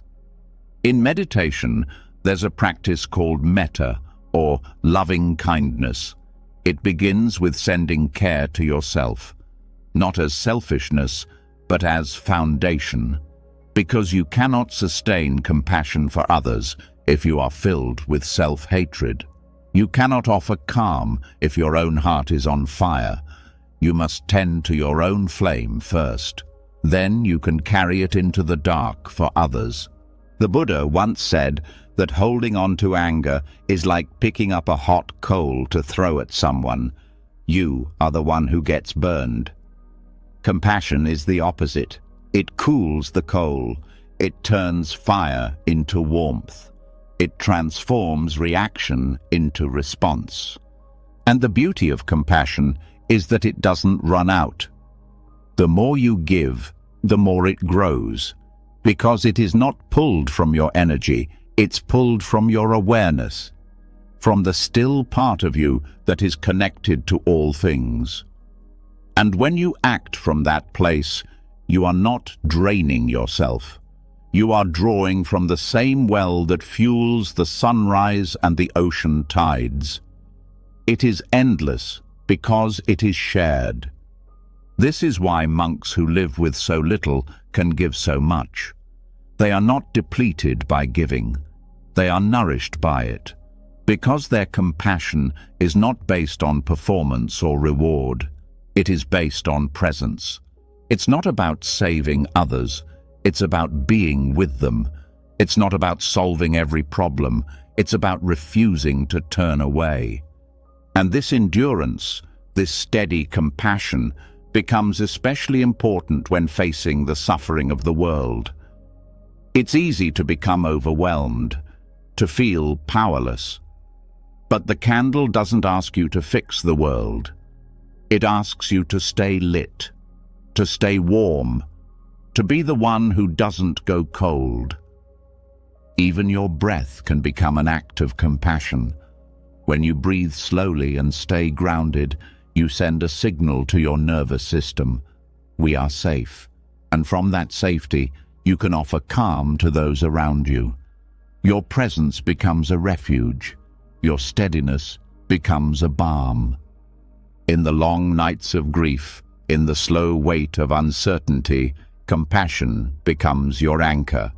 It doesn't promise that things won't hurt, but it promises that you won't abandon yourself when they do. And the more you practice this, the more you return to your breath, the more you soften your heart, the more natural it becomes. Compassion is not a technique. It's a way of being, and it's built in small moments.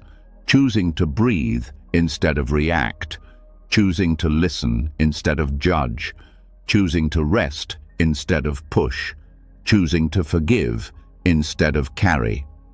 These choices, repeated gently, create a life that does not harden, even when the world tries to make you. The candle that didn't burn out is not about never feeling tired. It's about knowing how to renew, knowing how to return to what matters, knowing how to keep the heart open without letting it break beyond repair. So tonight, Let your breath be that flame. Let it burn quietly. Let it remind you that you are not here to race. You are not here to prove. You are here to endure gently, to soften in a hard world, to keep offering warmth, not in bursts, but in steady light. You don't have to give everything, just give presence. You don't have to be perfect, just be kind. And if you forget, if you close, if you react, that's okay. You return, you breathe, you light the candle again, because every time you choose compassion, even for a moment, the world becomes a little warmer. And so do you. Not by effort, not by strategy, but by remembering what you already are, a steady flame that knows how to stay. And now that the flame of compassion is lit and steady, now that your warmth is no longer conditional on what the world does or doesn't give back, you begin to see something even deeper. What happens when the world becomes chaotic? What happens when everything around you shakes, when certainty disappears, when emotion swells like thunder and the future goes dark like rain clouds? This is not about being gentle when life is gentle. This is about staying grounded when the winds howl. This is about learning from the monk who slept through storms. In one of the old oral legends passed through Buddhist monasteries, there was a monk who traveled alone through rugged mountains. He was known for never seeking shelter in temples, never waiting for calm weather, never delaying his path. When storms would roll in, lightning splitting the sky, wind tearing at the trees, rain flooding the trails, he would find the nearest cave, lie down, close his eyes, and sleep. Others who followed him once asked, "How do you sleep through this?" And his answer was simple: "Because I don't ask the storm to stop." This teaching is not about literal rain. It's about what happens when life becomes uncertain, when the world does not bend to your timing, when the ground beneath you feels unstable and the thoughts in your mind echo louder than thunder. The monk slept not because he was fearless, but because he understood one truth. Peace doesn't come from controlling the storm. It comes from finding shelter that doesn't depend on anything outside of you. The present moment is that shelter. It is not made of walls. It doesn't need to be quiet or easy, but it is always available. And yet, most people try to escape it, especially when it gets hard. The moment something becomes uncomfortable, mentally, emotionally, physically, the mind runs. It remembers the past. It predicts the future. It builds escape plans. But the monk's practice was the opposite. He entered the discomfort. He lay down with it, not because he enjoyed it, but because he trusted that nothing truly threatens you when you're fully present with it. Storms do not disturb the present moment. They only disturb our expectation of what the moment should be. This is the heart of the teaching. The pain is not in the rain. The pain is in our resistance to the rain, in the belief that it shouldn't be here, in the fear that it will last forever, in the desire to control what was never ours to control. But when you release that grip, when you stop demanding peace and start allowing the moment to be what it is, something strange happens. You start to feel safe, not because things are fixed, but because you stopped running.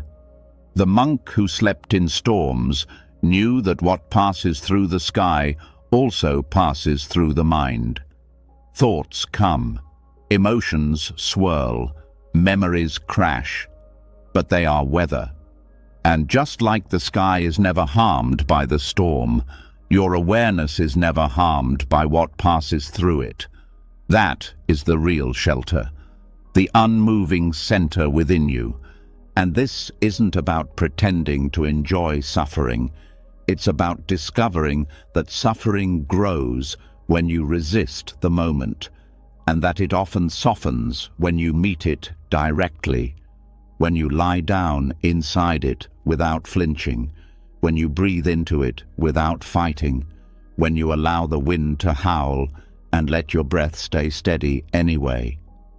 One of the hardest things for people to learn in meditation is how to stay, to sit through discomfort, to breathe through racing thoughts, to remain in the center of their own experience when everything in them wants to leave. But the more you stay, the more you realize the storm doesn't break you, your resistance does. This is why mindfulness is called returning, not escaping into fantasy or future, but returning again and again to the moment as it is, without needing it to be different, without needing it to soften before you soften, without waiting for perfect conditions before you relax. The monk who slept in storms had no guarantee that the lightning wouldn't strike. He didn't meditate to make the storm go away.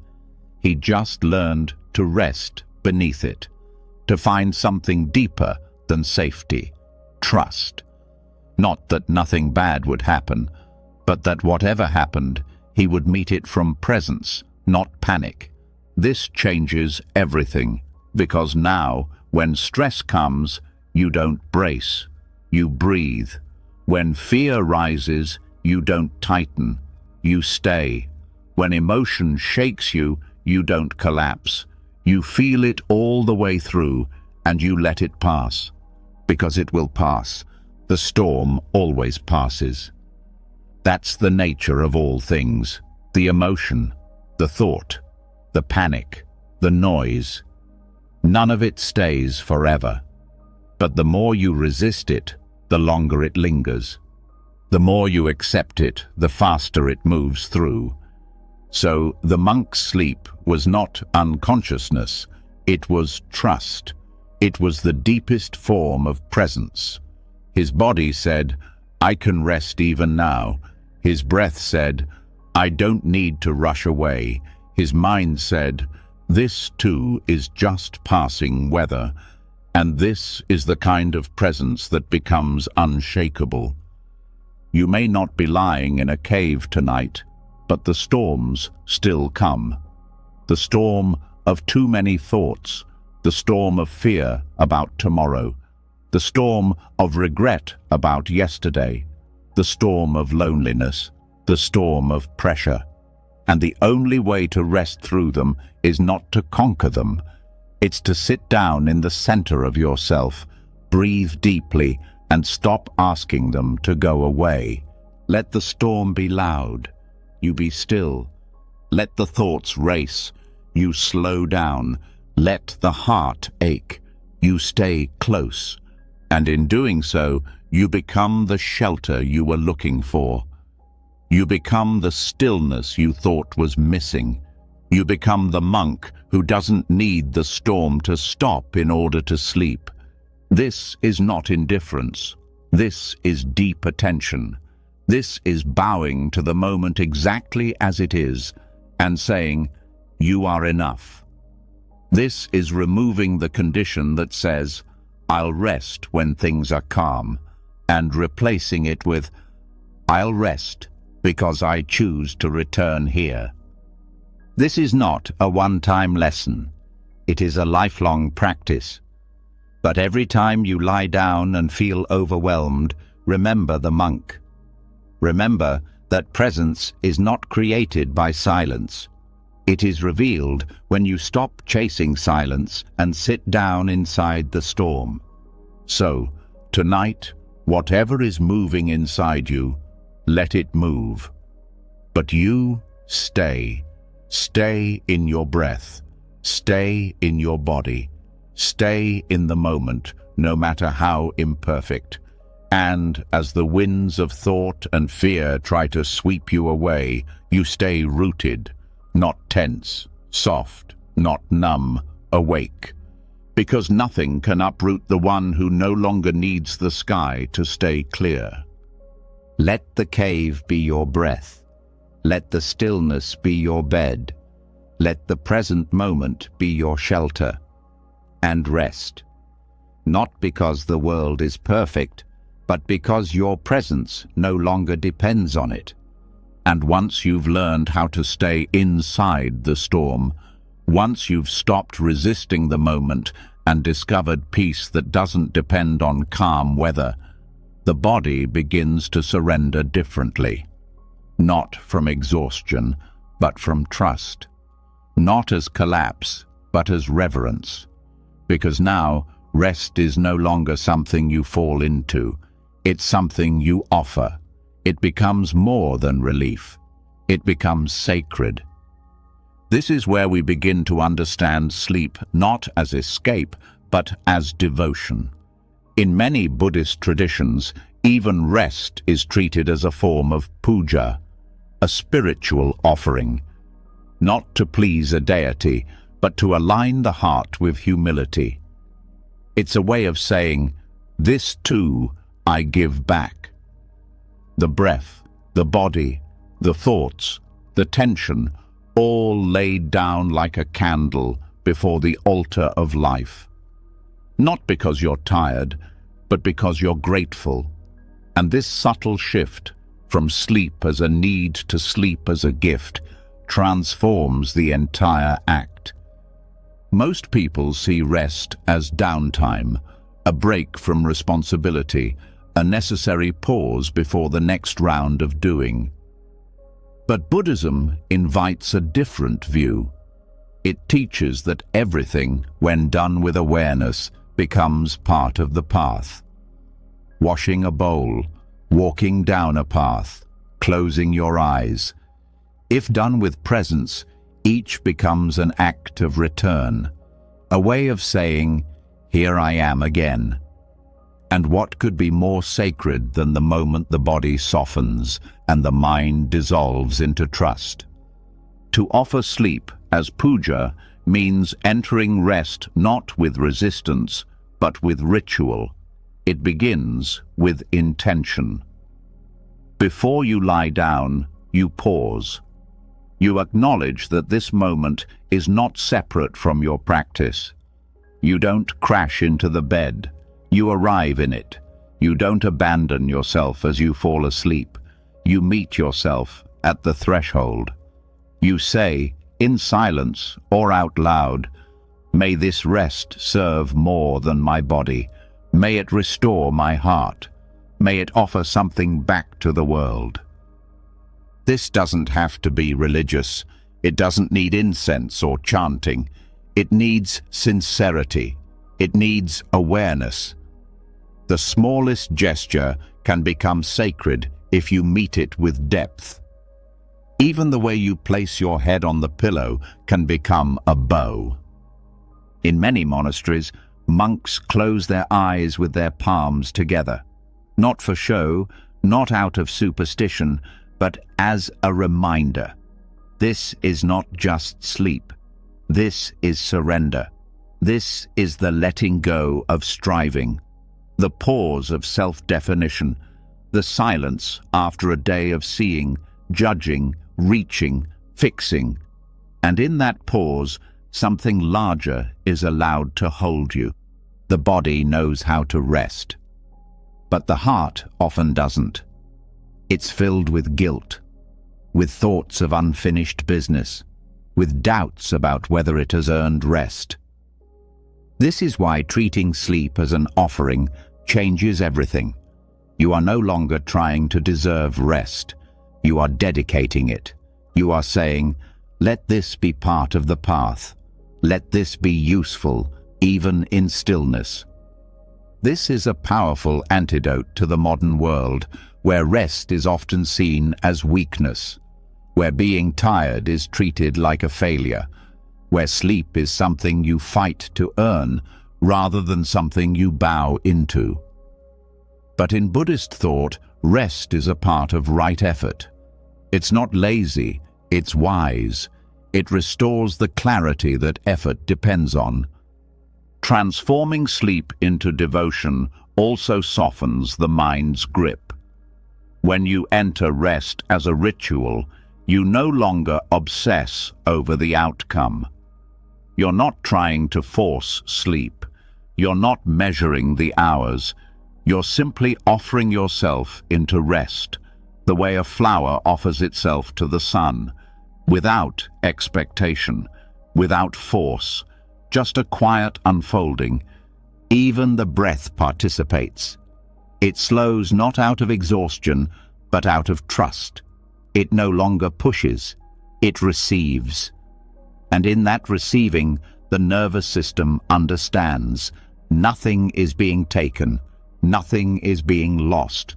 This is not withdrawal, this is return.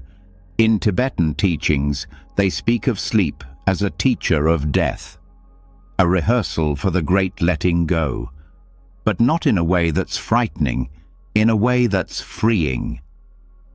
Each night, we release identity. We stop holding names, stories, judgments. We dissolve. And if we can do that with presence, then even death becomes less terrifying, because we've practiced it 1,000 gentle times. And when sleep is done with reverence, it becomes a form of love, not just self-care, but world care. Because the more rested you are, the more peace you offer to others, the less reactive you are, the more space you have for compassion. So your rest is not selfish, it's service. The way you close your eyes at night becomes the way you carry your heart during the day. If you sleep with resistance, your waking hours will feel tense. If you sleep with surrender, your waking hours will feel open, not because sleep fixes everything, but because it recalibrates the soul. This is why the Buddha encouraged his disciples to be mindful in every posture, sitting, standing, walking, lying down. Rest was not an exception. It was part of the path. The body lying down is not falling away from awareness, it is deepening it. And so, tonight, as you prepare for sleep, ask yourself gently, what would it feel like to offer this rest instead of collapse into it? What would it feel like to make this moment part of your practice instead of a break from it? Maybe you place your hand on your heart. Maybe you whisper words of gratitude. Maybe you exhale with the awareness that even this breath is enough. You don't need to recite mantras. You don't need to be perfect. You only need to be sincere. Let the bed become your altar. Let your stillness be the incense. Let the softness of your body be the chant. And let the act of rest be your offering, not because you've done enough, but because being is enough. This changes the way you wake, not with tension, but with grace. You don't rise as someone who just survived the night. You rise as someone who gave something sacred to it. And so, rest now. Not because the world is quiet, but because you've made peace with yourself. Not because you've earned it, but because you were never meant to prove your worth through exhaustion. Sleep not to escape, but to return. Sleep not as delay, but as devotion. You are not separate from the sacred. You are part of it. And when you sleep in that remembrance, even the night becomes a prayer.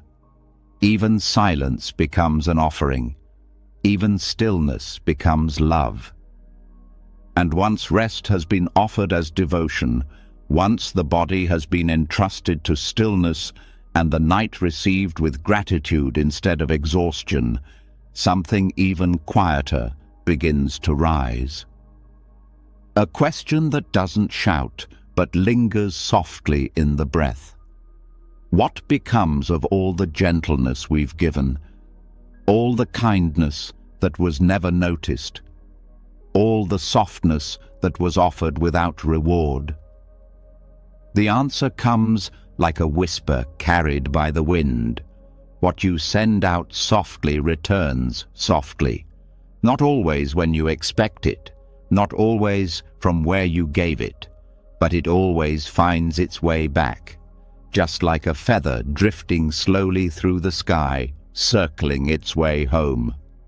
In the Buddhist view of karma, not all return is immediate, and not all seeds bloom where they are planted.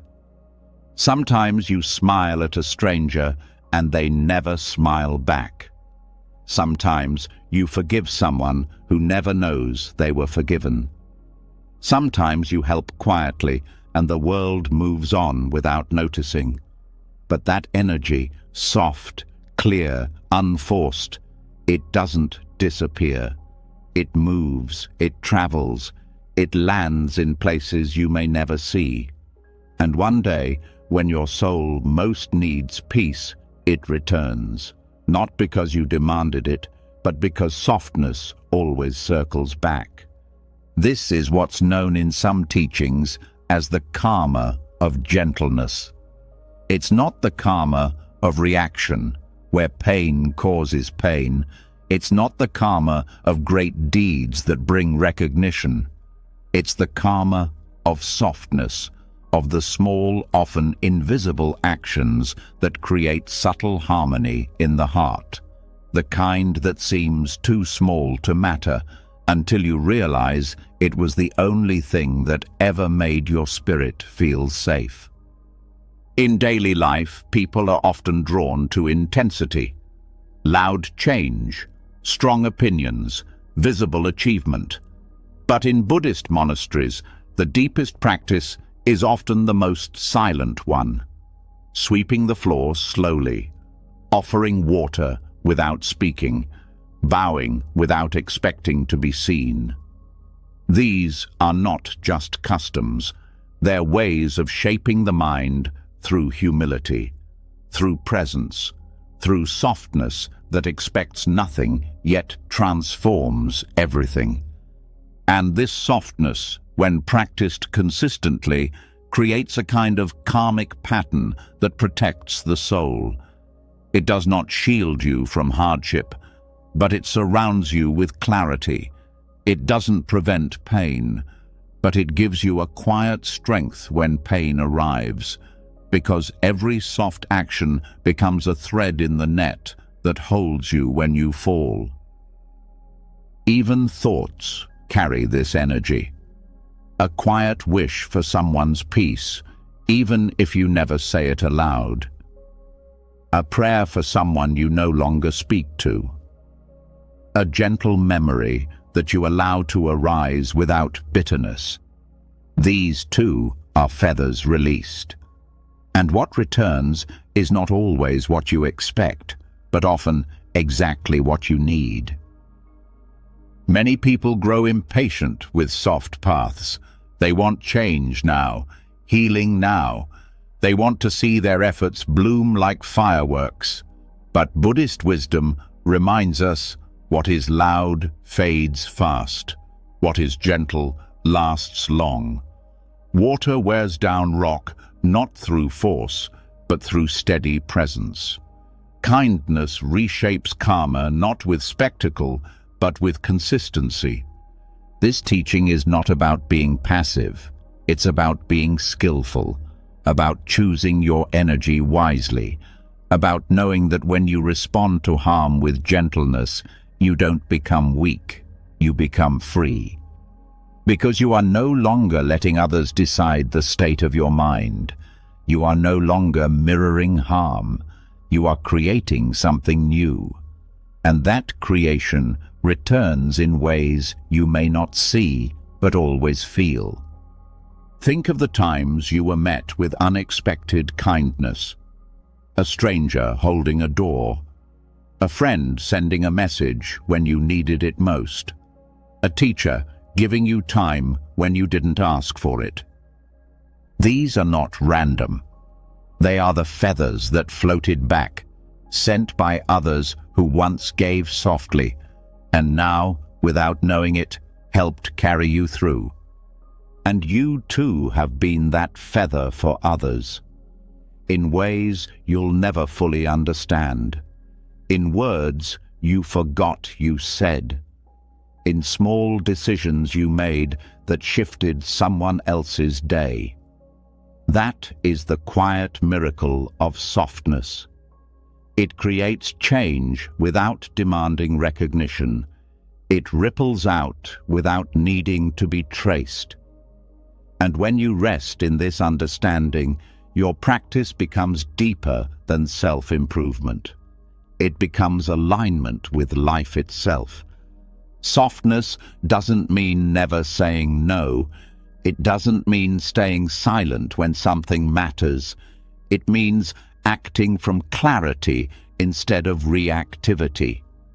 It means choosing love without needing it to be returned in a specific way. It means trusting that the more your heart gives freely, the more the world begins to respond in kind, slowly, gently, and often when you've forgotten you even asked. The karma of softness also includes how you treat yourself. Every time you forgive yourself instead of punish, every time you choose rest over pushing, every time you speak to yourself with tenderness instead of criticism, that, too, becomes a feather. And these self-feathers often take the longest to come home, but when they do, you begin to feel safe in your own presence. You begin to trust your inner voice again. You begin to see that healing was never about force, it was about patience. There is a story of a monk who walked barefoot across a cold mountain path each morning to collect water for the Sangha. He never spoke of it. No one asked him to. He simply did it, year after year. And in his final days, as his body weakened, the same students who once slept through his walks began carrying him to the river instead. No grand speech, no repayment demanded, just the gentle return of what he had once given without need. This is the rhythm of soft karma. It returns when you're no longer chasing reward, when you've already let go, when your heart has moved on. And then, without warning, peace appears, not as a trophy, but as a presence. A quiet sense that things are okay, that you are okay, that the world is not as cruel as you feared, that love has roots in places you forgot you planted. Tonight, as your breath slows, notice the softness you've sent into the world, whether or not it was noticed. Let it return in feeling, not in memory. Let it hold you without needing explanation. Let it remind you that kindness is never wasted, that peace is not built in a day, that every quiet gesture mattered more than you realized.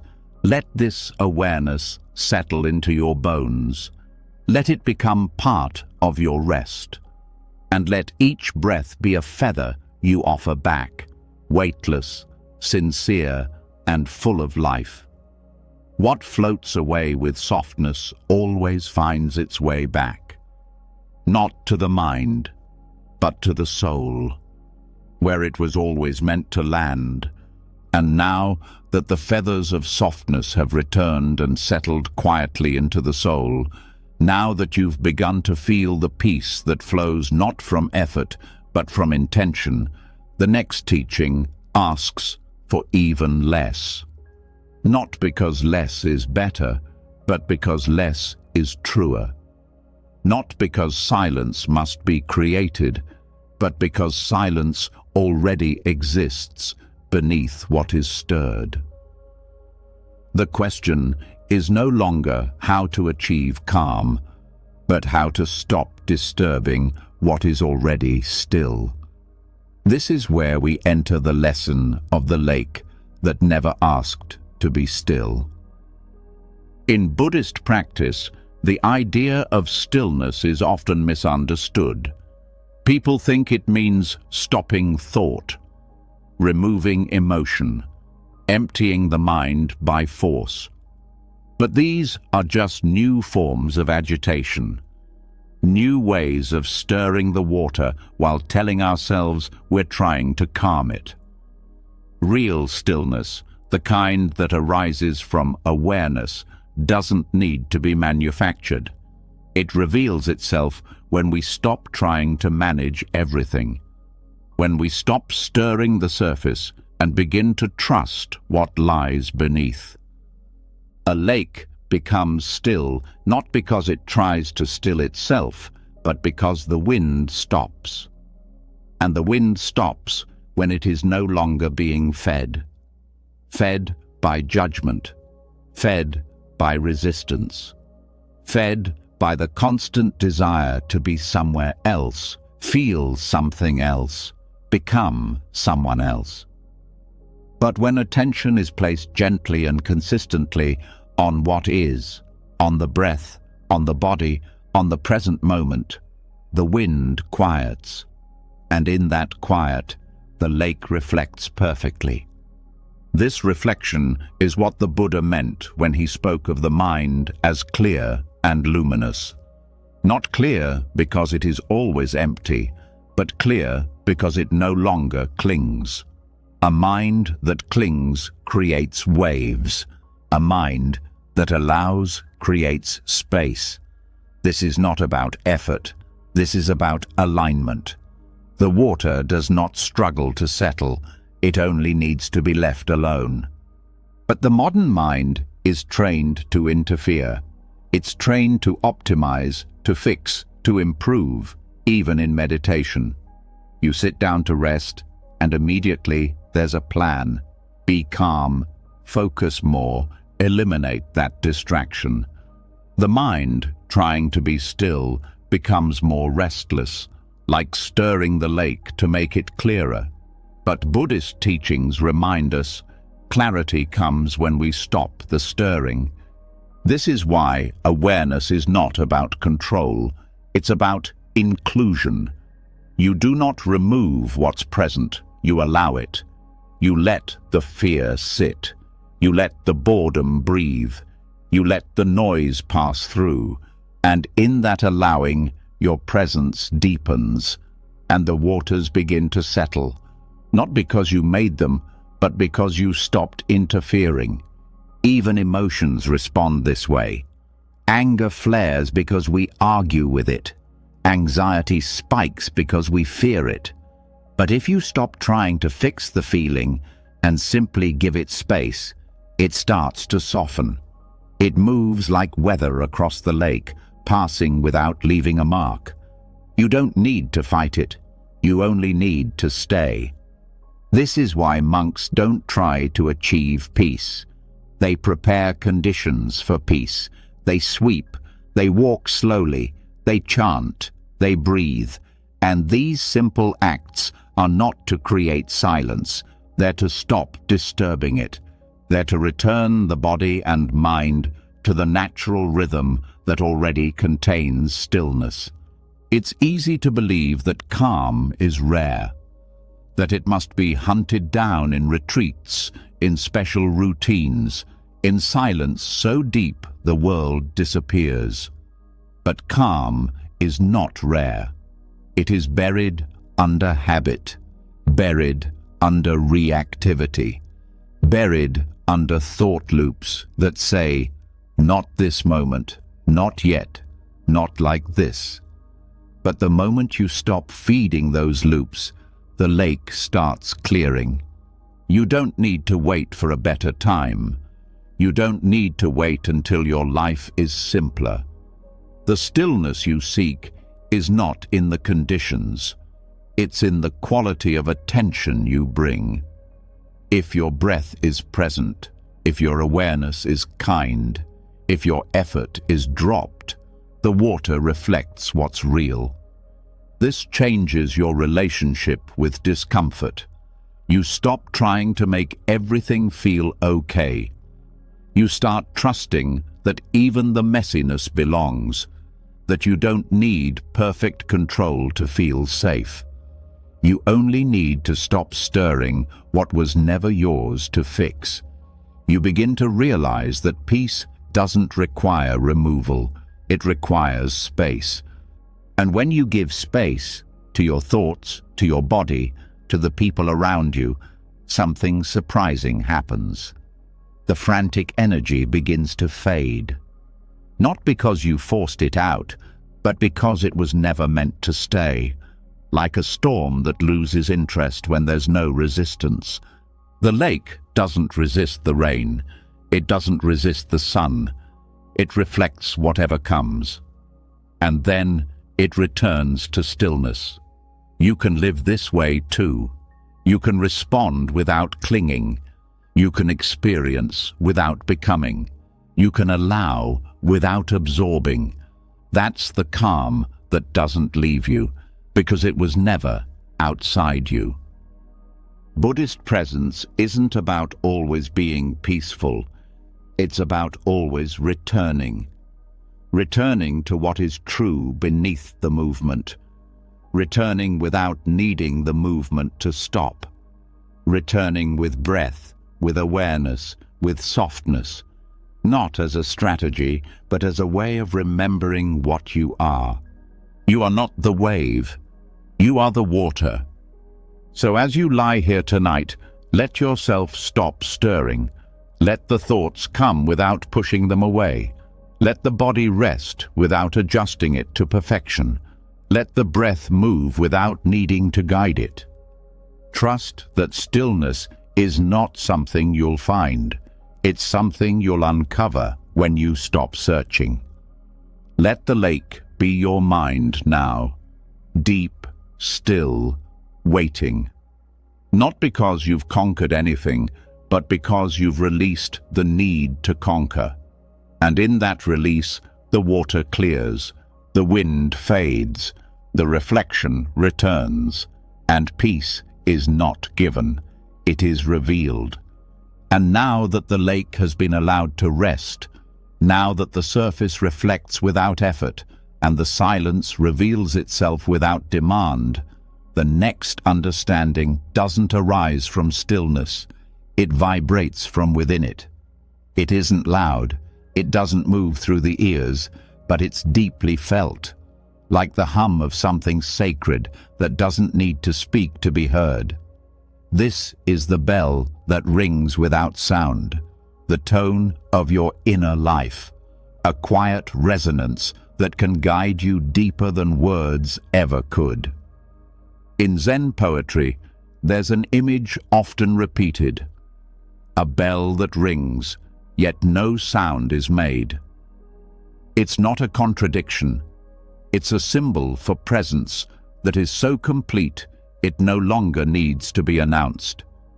A peace so rooted it doesn't show itself through silence or through speech, but through the feeling it leaves behind. The people who carry this tone don't always look peaceful. They don't have perfect posture or slow, deliberate movements. But something in their presence feels safe. Something in their energy doesn't ask questions. It gives answers without needing to say anything. This is what it means to develop an inner tone, not a persona, not a performance, but a deep and natural rhythm that you carry into the world. It's shaped not by what you say or how you present, but by how you hold what's inside. You could be in a loud city, a busy room, a difficult conversation, and still carry this resonance. You could be in conflict, in grief, in fatigue, and still carry it. Because it doesn't depend on mood, it doesn't rely on control, it is born from practice. This tone is not taught the way speech is taught. You don't rehearse it, you return to it. Every time you sit in stillness, every time you meet a feeling without judging it, Every time you choose to breathe through difficulty instead of react, you are tuning that bell, and slowly its sound, though silent, begins to move through your body, your thoughts, your life. It becomes the energy you enter a room with, the way people feel after they've left your presence.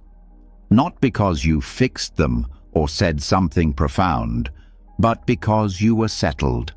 Because your nervous system spoke the language of calm without needing to explain itself. In Zen, the greatest teachers often taught the least. They sat, they walked, they lived their lives in alignment, and that became the teaching. Their tone was the message, their silence louder than words, not because they had no thoughts, but because their thoughts no longer carried them away. They let thought arise and fall like wind through reeds, and what remained was the hum beneath it all. This hum lives in everyone, but most don't hear it because of the noise they build around it. Plans, regrets, expectations. But if you sit long enough, quietly enough, kindly enough, you begin to feel it. A kind of inner warmth, a resonance that doesn't ask you to become anyone else. It just reminds you of what you are when you're not trying so hard. This tone is not something you produce, it's something you allow. It's what arises when effort is dropped, when the need to sound wise is replaced with the willingness to be real, when the need to fix your mind is replaced with the courage to befriend it. It doesn't mean your life will always be quiet. It means you will no longer depend on quiet to feel whole. You begin to carry silence with you. Not emptiness, but fullness. Not numbness, but presence. The kind of presence that makes people pause without knowing why. That makes you breathe deeper without trying. And this inner tone becomes especially powerful at night. When your thoughts want to review the day. When your body wants to carry tension into sleep.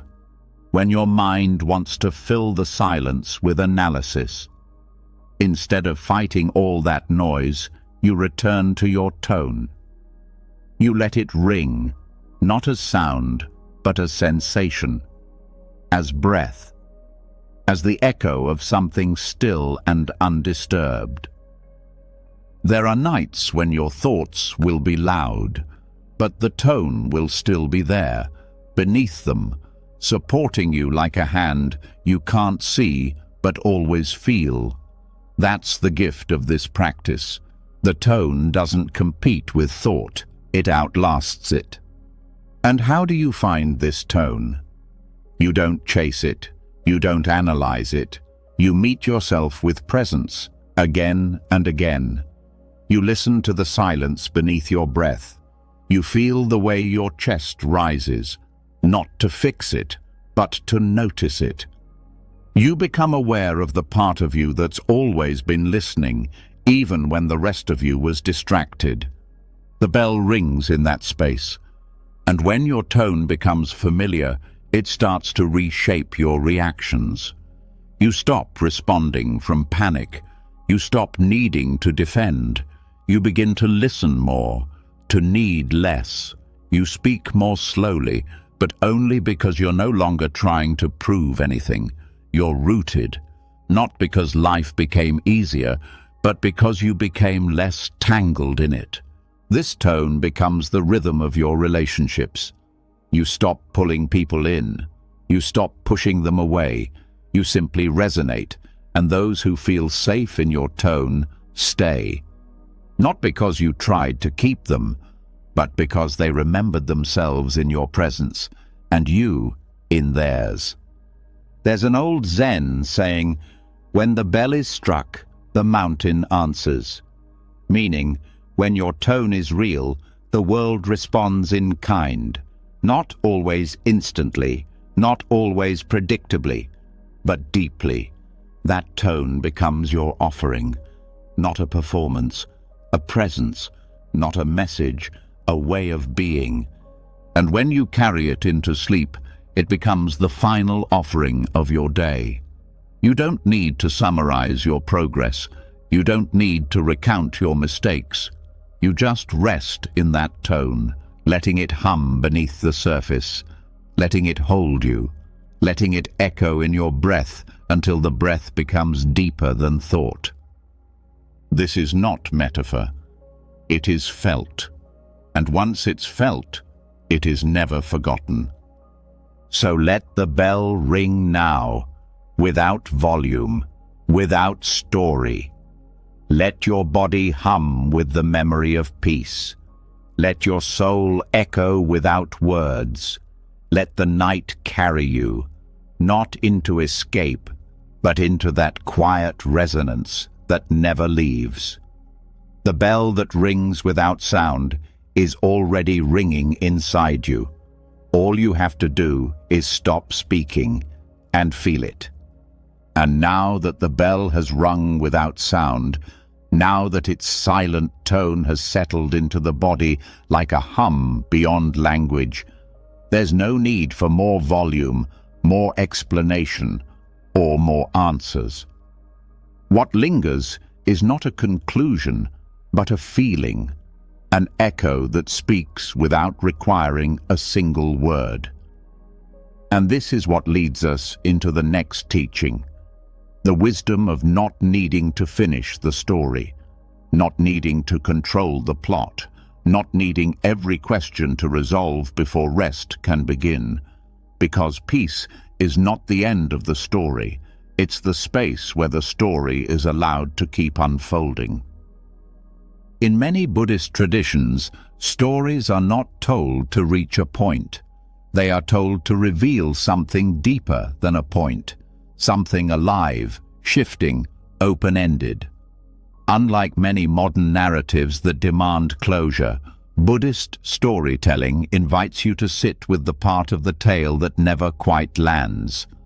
The part where the meaning is not certain, where the ending is not tidy. Not because life is incomplete, but because it was never meant to be wrapped up like a solved equation. There is a Zen koan that goes like this. A monk asked his teacher, "What is the meaning of life?" The teacher replied, "Rice in the bowl, water in the pail." That's it. No explanation, no philosophical answer, just daily life, just what is. The story ends not with clarity, but with presence. And in that presence, the need for explanation dissolves. This is one of the most difficult teachings to absorb, that you don't have to fix the story of your life in order to find peace. You don't have to rewrite the past. You don't have to figure out the perfect next chapter. You don't have to explain every emotion or make sense of every experience. You are allowed to be a story that tells itself. The mind is trained to edit constantly. This shouldn't have happened. I should be farther along by now. Why did I do that? But each of these thoughts is an attempt to grab the pen and rewrite what has already been written. And the more you do that, the more you pull yourself away from the page you're actually living. The more you analyze the plot, the less you live the moment. Buddhist practice teaches that the narrative mind, the part that always needs to label, summarize, and resolve, is only one layer of awareness. Beneath that layer is something quieter, not a narrator, a witness, a presence that doesn't need the story to be different. That presence doesn't ask, "How does this end?" It simply asks, "What is this right now?"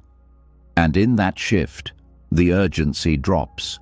The need to control softens. This doesn't mean you stop caring about your life. It means you stop squeezing it into a shape.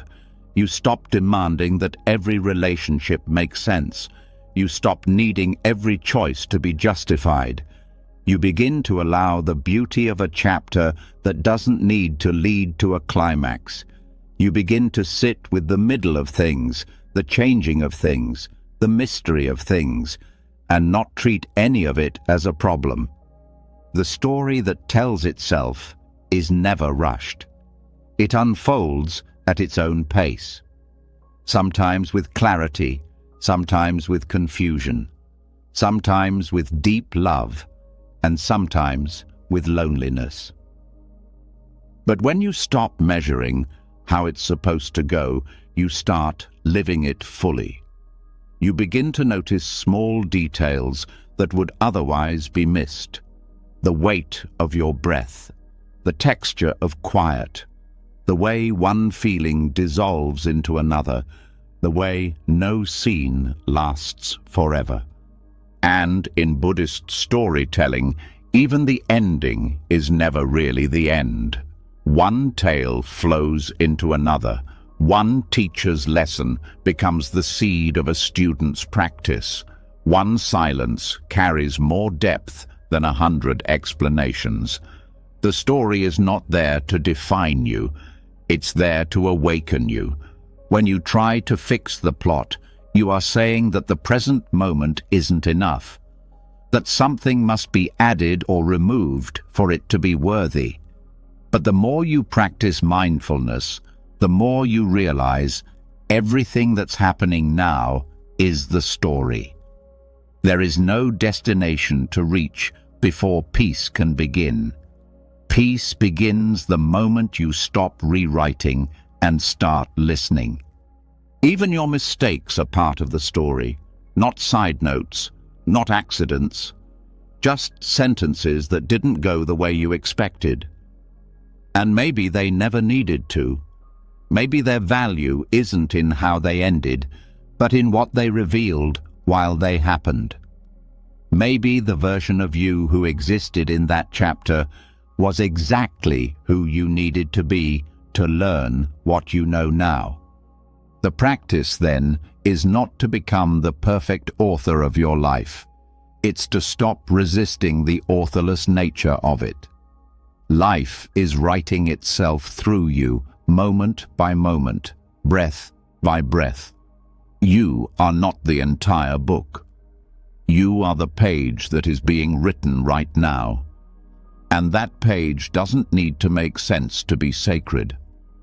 This also means you don't have to know how the current moment fits into the bigger picture. You don't need to force meaning onto what you're feeling. You don't need to solve the plot twist before you can rest. You can simply say, "This is where I am in the story," and let that be enough. And when you begin to see it this way, rest becomes easier. Not because everything is clear, but because clarity is no longer a requirement for peace. You stop fighting with your mind about what should have happened. You stop demanding that your emotions be tidy. You stop arguing with your own timeline. You lie down not as someone who failed to resolve things, but as someone who finally gave permission for life to be what it is. You allow your breath to carry you without needing to narrate where it's going. You feel your body resting into the mattress, not as an act of surrender, but as a continuation of the story. The chapter that ends not with punctuation, but with presence. There are many stories in Buddhist texts that don't resolve. A master offers a cryptic answer. A student bows and walks away. A moment passes, and nothing more is said. Yet something deep is understood, not in the mind, but in the heart, in the place where meaning doesn't need to be named, to be felt. This is how your life becomes a sacred text, not because it is flawless, but because it is true, because it is lived with awareness, because it no longer resists its own unfolding. So, tonight, let the story continue. Let the unanswered questions stay open.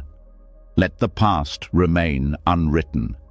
Let the future come without scripting it in advance. Let the plot be unpolished, incomplete, full of pauses, and let it be beautiful in its lack of resolution. You don't need to write the ending, you only need to live the sentence you're in. Let it breathe, let it be ordinary, let it be honest. And trust that the story knows where it's going, even if you don't. The story that tells itself was never lost. It was just waiting for you to stop interrupting it. So now breathe and let the next line arrive. And now that the story is no longer being forced to make sense, now that the plot is allowed to breathe and unfold without your constant editing, something subtle begins to emerge. A kind of quiet light. Not the blinding light of conclusions or breakthroughs, but the soft, flickering kind that shows up when you're not looking for it. A light that doesn't ask to be chased. This is where the next lesson begins, not in search, but in sight. Not in achievement, but in attention. The firefly path waits for those who are finally done trying to light up the whole world at once. In the deep forests where monks retreat to live in silence, there are no city lights, no glowing street lamps to depend on, and often there are no answers either, only the soft, open questions of nature. At night, the only lights that dance through the trees are fireflies, small, brief, unreliable in the traditional sense. And yet, they are enough. The monks do not chase them. They sit and watch.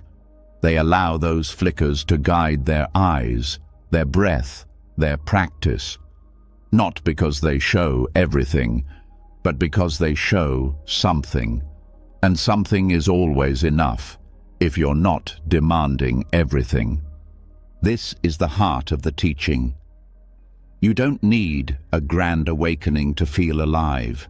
You don't need permanent clarity to move forward. You don't need a spiritual explosion to be at peace. What you need is to learn how to rest in the little lights, the ones that come and go, the ones that appear just long enough to remind you you're not lost. Most suffering doesn't come from the dark itself. It comes from the belief that there shouldn't be any darkness, that life should be lit up at all times, that understanding should be constant, that comfort should never fade. But life doesn't work that way. Insight comes like fireflies, brief and beautiful. And if you're rushing through the forest, chasing them with a net, you miss the entire experience. Buddhism doesn't promise constant light. It doesn't give you a lantern to carry for the rest of your life. It offers something simpler and more honest, the ability to sit with the flickers, to trust the little glimpses of truth, to accept that not every moment will be lit, but every moment can be lived. This shift is radical, because it means you stop searching for the one big answer. You stop exhausting yourself trying to feel right all the time. You stop needing to be certain before you rest. Instead, you look for the light that's here, however brief, however incomplete. You trust that the next step doesn't need a spotlight, just a flicker is enough. The firefly path also teaches humility, because it reminds you that light is not something you make. It's something you receive. And the more you try to force it, the more you chase it away. That's what anxiety is, in many ways, a frantic reaching for illumination, a fear that if you don't understand now, you never will. But the monks who walk slowly through darkness know better. They know that the light comes in its own time. And until it does, the dark is not an enemy. It's simply part of the path. And this way of moving changes your relationship with confusion. You stop needing to resolve everything immediately. You stop asking, "What does this mean?" over and over. You start asking, "What is here right now?" Because maybe all that's here is a breath, or a moment of quiet, or a feeling that doesn't need to be fixed. And that, too, is a kind of light, a moment of awareness that flickers and then fades, but still leaves something behind. There's an old saying, "The eyes adjust to the dark," which is another way of saying you don't need more light, you need more stillness, you need more patience, you need more willingness to stay where you are without turning on a flashlight. Because the inner eye, the one that sees what really matters, doesn't need everything to be clear. It just needs everything to be real. And what's real is often small. A kind thought, a steady breath, a moment of letting go. These are not huge events, but they are fireflies. And if you sit with enough of them, the path becomes visible, not all at once, but enough to keep going. This is why monks often repeat the same chants every morning, not because they need something new, but because repetition creates rhythm. And rhythm is light. Rhythm is what allows you to feel held, even in uncertainty. It reminds you that you don't need to reinvent yourself every day. You just need to return, to sit, to breathe, to notice the flickers and let them guide you without grasping. You also stop comparing your journey to others. You stop looking at people who seem fully lit and wondering why your path still feels dim, because you understand now they too are following fireflies. They too are trusting the flickers. The difference is that they've stopped expecting the forest to turn into a stadium. They've learned to love the dark as part of the process. And when you begin to see this way, life gets quieter. Not dull, quiet. You begin to move more slowly. You begin to speak with more care. You begin to treat each feeling as something sacred, even if it's painful. Because now you're not trying to fix the mood. You're looking for the light within it. And the more you do this, the more your mind starts to relax. It no longer searches constantly. It no longer panics when things go dark. It trusts that light will return. Maybe not in the way you expect, maybe not when you expect, but it will. Because the nature of life is to flicker. Let that be enough. You don't need to know what comes next. You don't need to figure out the entire forest. You just need to keep noticing the fireflies. Keep breathing through the silence. Keep pausing long enough to let the next flicker find you, because it will. The path you're on doesn't need to be clear to be true. It doesn't need to be lit to be sacred. It only needs your presence. And your presence doesn't need perfection. It just needs practice. Daily, gently, quietly. So tonight, rest with the fireflies. Let the light come in small ways. In the breath that doesn't need to be deep. In the thought that passes without judgment. In the silence that doesn't demand to be filled. Let these be enough. Let the flickers guide you, not to some final destination, but to this very moment. This inhale, this pause, this soft understanding that the light you've been chasing might already be here, not as a flood, as a spark. And when you wake tomorrow, don't search for clarity. Wait for it. Listen for it. Trust that it will return in its own time. And until it does, walk the path with your hands open, with your eyes soft, with your heart ready to receive even the smallest glimmer, because that's how the firefly path works. Not all at once, just enough. Always just enough. And now that the fireflies have faded into the dark, now that the soul has learned to trust flickers instead of chasing floods, a new kind of surrender begins to unfold. Not a letting go of hope, but of edges. Not a disappearance, but a soft dissolving into something wider. Something that no longer needs to be called me. The next teaching comes not with insight, but with spaciousness. This is where the raindrop meets the ocean, not with panic, but with peace. In the Buddhist tradition, the teaching of anatta, no self, is one of the most profound and difficult truths to accept. Not because it's complex, but because it challenges the very thing we've been told to build our lives around: identity. The idea of a fixed self, a personality, a history, a name, a center of control. But the deeper the practice goes, the more it becomes clear what we call self is not a solid thing. It's a collection of passing conditions, thoughts, emotions, memories, habits, patterns arising and falling, like clouds, like waves, like everything else. To hold tightly to this me is to create friction. Every insult hurts more. Every mistake becomes shame. Every success becomes pressure. But when the boundaries of self begin to soften, when the illusion of separation starts to fade, something unexpected happens. You don't disappear, you expand. You don't vanish, you merge. The pain is still there, but it's no longer personal.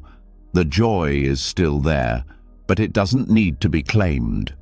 The moment is still here, but now it's held by something wider than thought. There is a story told in many Buddhist circles of a raindrop falling from the sky, fearful of what will happen when it hits the ocean.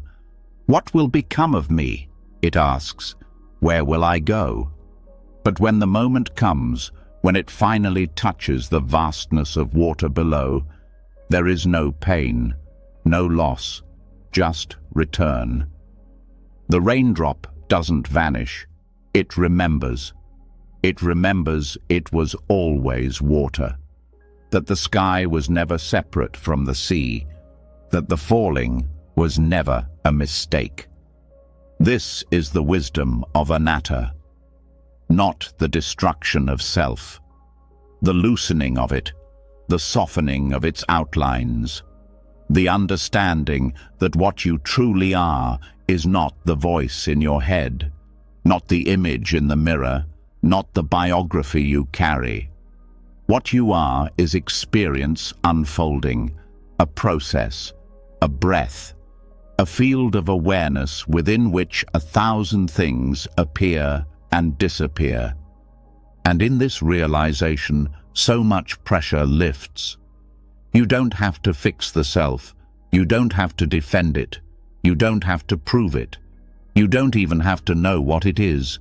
You can just let it flow, like a river, like breath, like a raindrop carried by gravity into something so much bigger. This doesn't mean you stop functioning. You still use your name. You still speak your thoughts. But you no longer believe you are those things. You no longer tie your worth to how well your story holds up. You begin to act, not from identity, but from presence, not from ego, but from compassion. Because when there's no self to protect, there's more space to care.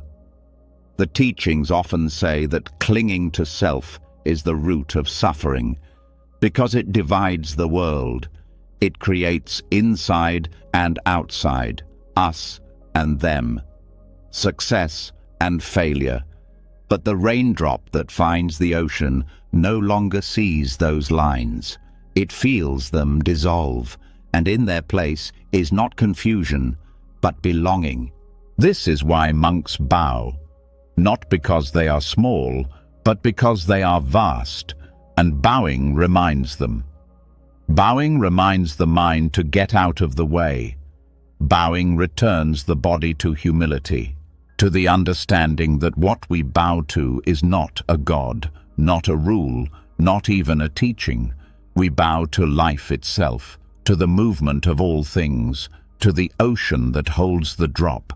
When you begin to live this way, the sharpness of self begins to round out. You stop thinking in terms of my experience, my achievement, my suffering. You start seeing everything as part of a larger unfolding. Someone else's smile feels like yours.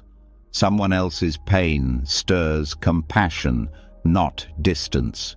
Because the wall between me and them has grown thin, not erased, but breathable. This breathing space is what allows rest. Because the self is exhausting. It demands maintenance. It demands proof. It worries constantly. Am I doing enough? Am I respected? Am I seen?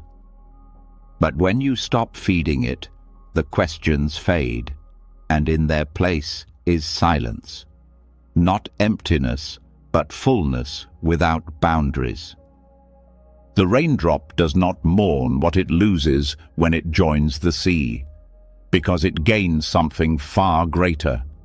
The freedom to move without needing a name, the freedom to change without breaking, the freedom to be part of something that doesn't collapse when the story ends. And so tonight, if your thoughts are clinging to identity, if your mind is asking, who am I? Or am I enough? Breathe, not as yourself, just as breath. Let the boundaries blur, let the roles fall away, let the story pause, and feel what's beneath all of it. That feeling, open, wide, spacious, is not nothing. It is everything. It is awareness without label. It is consciousness without container. It is what remains when you no longer need to be someone. And it is peaceful, not because it's passive, but because it's free. You'll still wake up tomorrow. You'll still put on your name, your habits, your preferences. But maybe you'll wear them more lightly. Maybe you'll remember they are costumes, useful, temporary, not the whole of you. The whole of you cannot be seen. It cannot be captured. It cannot be pinned to one story. It is vast. It is formless. It is the field in which all things arise and pass away. And knowing this, you no longer need to chase importance. You no longer need to defend your opinions like territory. You can listen more. You can soften more. You can let others be right without it making you wrong. Because there is no you to be defended, only a moment to be met. So let the raindrop fall now. Let the ocean receive it. Let the edges dissolve, not as failure, but as fulfillment. You were never meant to stay in the sky. You were always meant to return, to rejoin, to become something bigger by letting go. And when the self lets go, even for a moment, you'll know it, because the breath will deepen, the weight will lift, the world will feel wider, and your heart, finally unburdened, will say quietly, I was never apart. I was always part of the sea. And now that the raindrop has melted into the ocean, now that the self has softened into something wider than name or history, the next lesson comes not as a thought, but as a pause, a long, quiet exhale, a space where nothing needs to be declared, justified, recorded, or remembered. Not because nothing happened, but but because it no longer needs to be proven. This is where we find the scroll that was never written. Not blank from neglect, but from freedom. A freedom born from no longer needing to show the world who you are. There is a deep peace that lives just beyond the hunger for explanation. It rises only when you no longer feel the need to account for your existence. When your life no longer feels like a resume. When your memories stop acting like exhibits in a courtroom. When each moment stops asking to be witnessed, posted, or retold. It is not the absence of meaning, it is the presence of silence where meaning once had to shout. In Buddhist monasteries, this freedom is felt in the simplest moments. No one asks what you did before you arrived. No one cares what your future goals are. The identity you wore out in the world is quietly set down at the gate, and in its place you become just a body, walking, sweeping, eating, sitting, breathing. Not because you've been diminished, but because you've been allowed to stop performing. You become someone who no longer needs to explain. This is not loss, it is arrival. There is an old saying among forest monks, the most sacred pages are the ones left blank. Because some wisdom doesn't need to be written, it doesn't need to be documented, it only needs to be lived and then released. Some stories nourish you once and then dissolve. Some insights are meant to vanish after they touch your heart. Trying to capture them only pulls you out of them. The modern world is obsessed with proving you're enough, proving you're right, proving your experience was valid. But Buddhist presence teaches a different rhythm. The rhythm of letting go before the proof is gathered. The rhythm of doing the right thing, not because it will be seen, but because it aligns with your heart. The rhythm of living deeply, then turning the page without saving every line. This is where rest becomes possible, not because you've finished everything, but because you've stopped proving anything. There is a strange exhaustion that comes from constantly translating your life into language. You feel something profound, and immediately the mind asks, how do I explain this? How do I post it? How do I make it meaningful to others? But the moment you do that, you leave the experience. You enter the role of the narrator. And while storytelling has its place, not every moment needs to become a message. Some of the most powerful truths cannot be told. They can only be known. They don't translate into paragraphs or punchlines. They rise like breath, fill you for a while, then disappear, leaving behind only a quiet shift in how you walk, how you see, how you care. The scroll that was never written is a symbol for the soul that no longer needs to archive its becoming. And this does not mean your life has no meaning. It means the meaning no longer depends on performance. It means the depth of your experience doesn't require documentation to be real. It means you trust that you are real, even if no one claps, even if no one records, even if no one remembers. This is the peace the monks carry in their eyes. It is not detachment, it is the absence of proving. It's the way their steps touch the earth without leaving a mark, and yet the world is changed by them. It's the way they love, not through declaration, but through stillness, through presence, through attention that asks for nothing in return. In your own life, you may notice how often your mind wants to prove. Let me explain what I meant. Let me show you why I matter. Let me remind myself that I've accomplished something. These are all forms of grasping at self-worth, grasping at memory, grasping at identity. But when you step back, when you let the scroll remain unwritten, you feel a new kind of freedom. The kind that lets you enjoy a moment without sharing it. The kind that lets you learn a lesson without turning it into content. The kind that lets you rest deeply because you're no longer performing even for yourself. This is not giving up on expression, it's giving up on pressure. You can still speak, still create, still write, but you no longer do it to earn your place. You do it because it arises naturally from presence. And if it disappears the next moment, that's okay, because you're no longer trying to hold it all together, because the scroll you were trying to fill was never required, because the story that truly matters is already being lived, and it does not need to be recorded to be complete. In meditation, this is felt as a pause, a moment when thought fades and no narrative rushes in to replace it.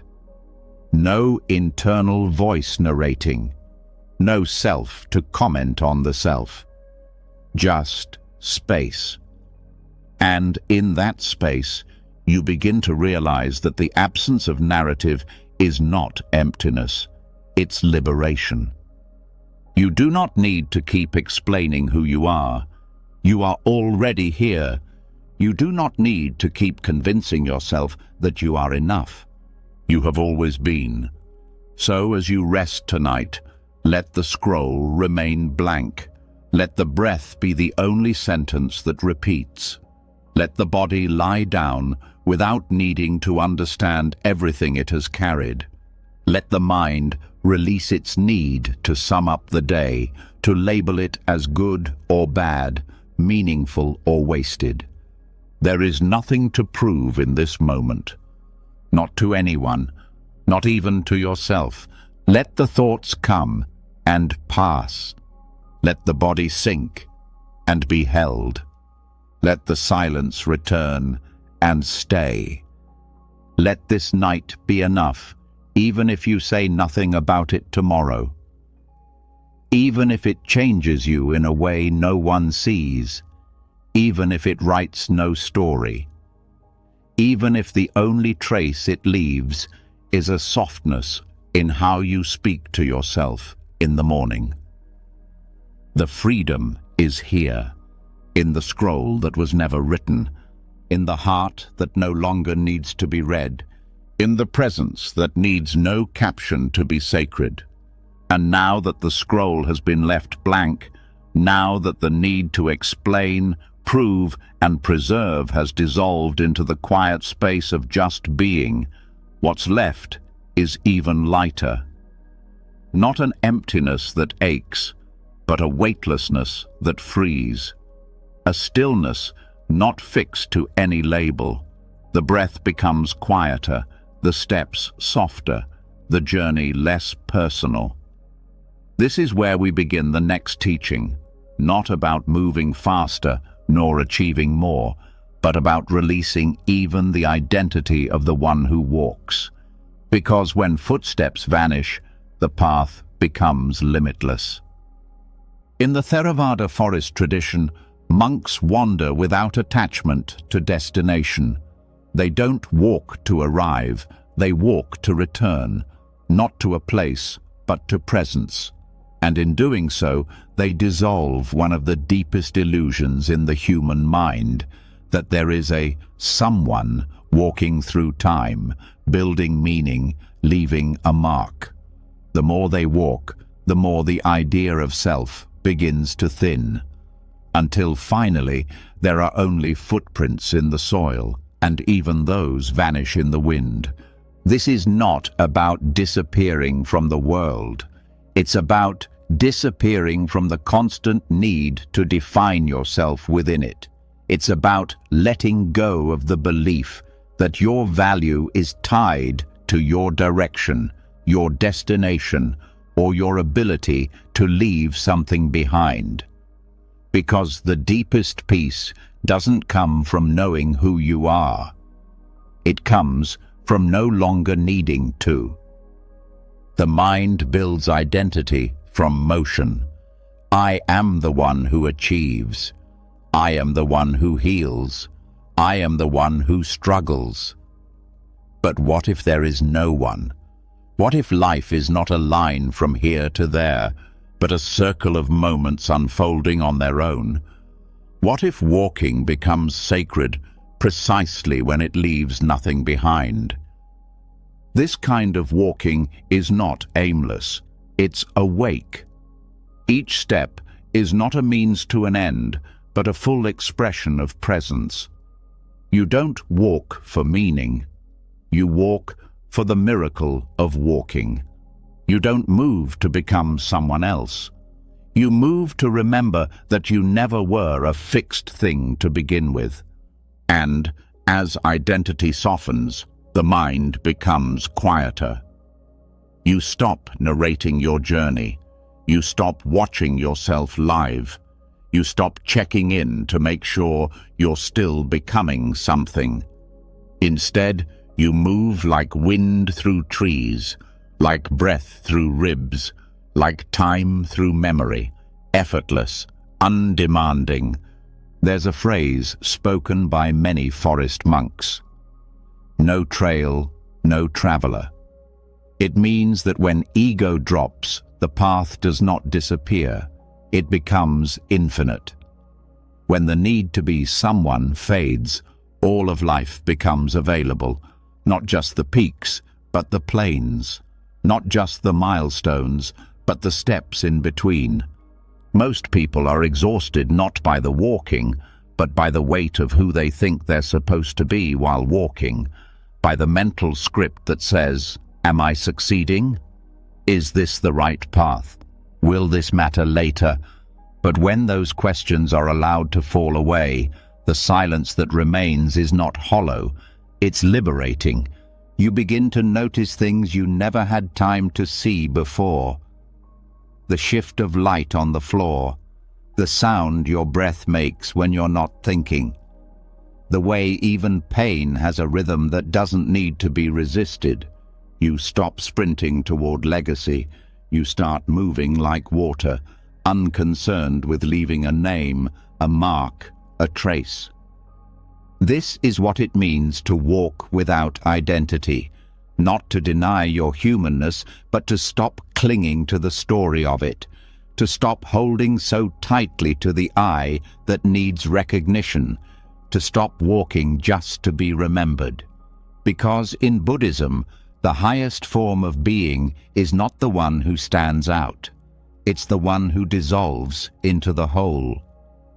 This dissolving doesn't mean you vanish from your relationships or your responsibilities. It means you stop confusing your roles with your reality. You can be a parent, a teacher, a partner, without being trapped by the image of any of those. You can walk among people without constantly adjusting how they see you. You can breathe without shaping your breath into something impressive. This is not a withdrawal from life. It is a return to it. It is stepping back from the mirror. It is releasing the need to decorate the reflection. It is realizing that every time you stop trying to be somebody, you become available to everything. And with that availability comes rest, a kind of rest that no sleep can give. The rest of no longer striving to make your life impressive. The rest of letting go of the idea that your worth depends on what you accomplish. The rest of walking with no audience, not even yourself. In forest meditation, some monks walk slowly in circles for hours, barefoot on the earth, eyes soft, breath even. They don't chant. They don't count steps. They don't measure progress. They walk for the sake of walking. And in that rhythm, something opens. Not a doorway to answers, but an escape from the prison of me. The longer they walk, the more the boundary between walker and path disappears. The earth is no longer beneath them, it holds them. The body is no longer a vehicle, it becomes part of the journey. And the mind stops asking, "Where is this going?" because it no longer needs to escape where it is. You too can live this way.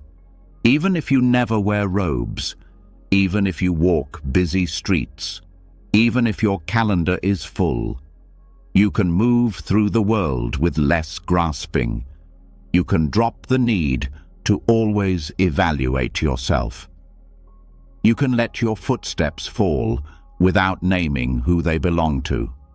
And this is where freedom begins, not on mountaintops, not in retreats, but in ordinary moments walked without performance, in days lived without branding, in conversations where you no longer play a part. You just show up as breath, as body, as presence. When identity becomes too loud, the soul cannot hear itself.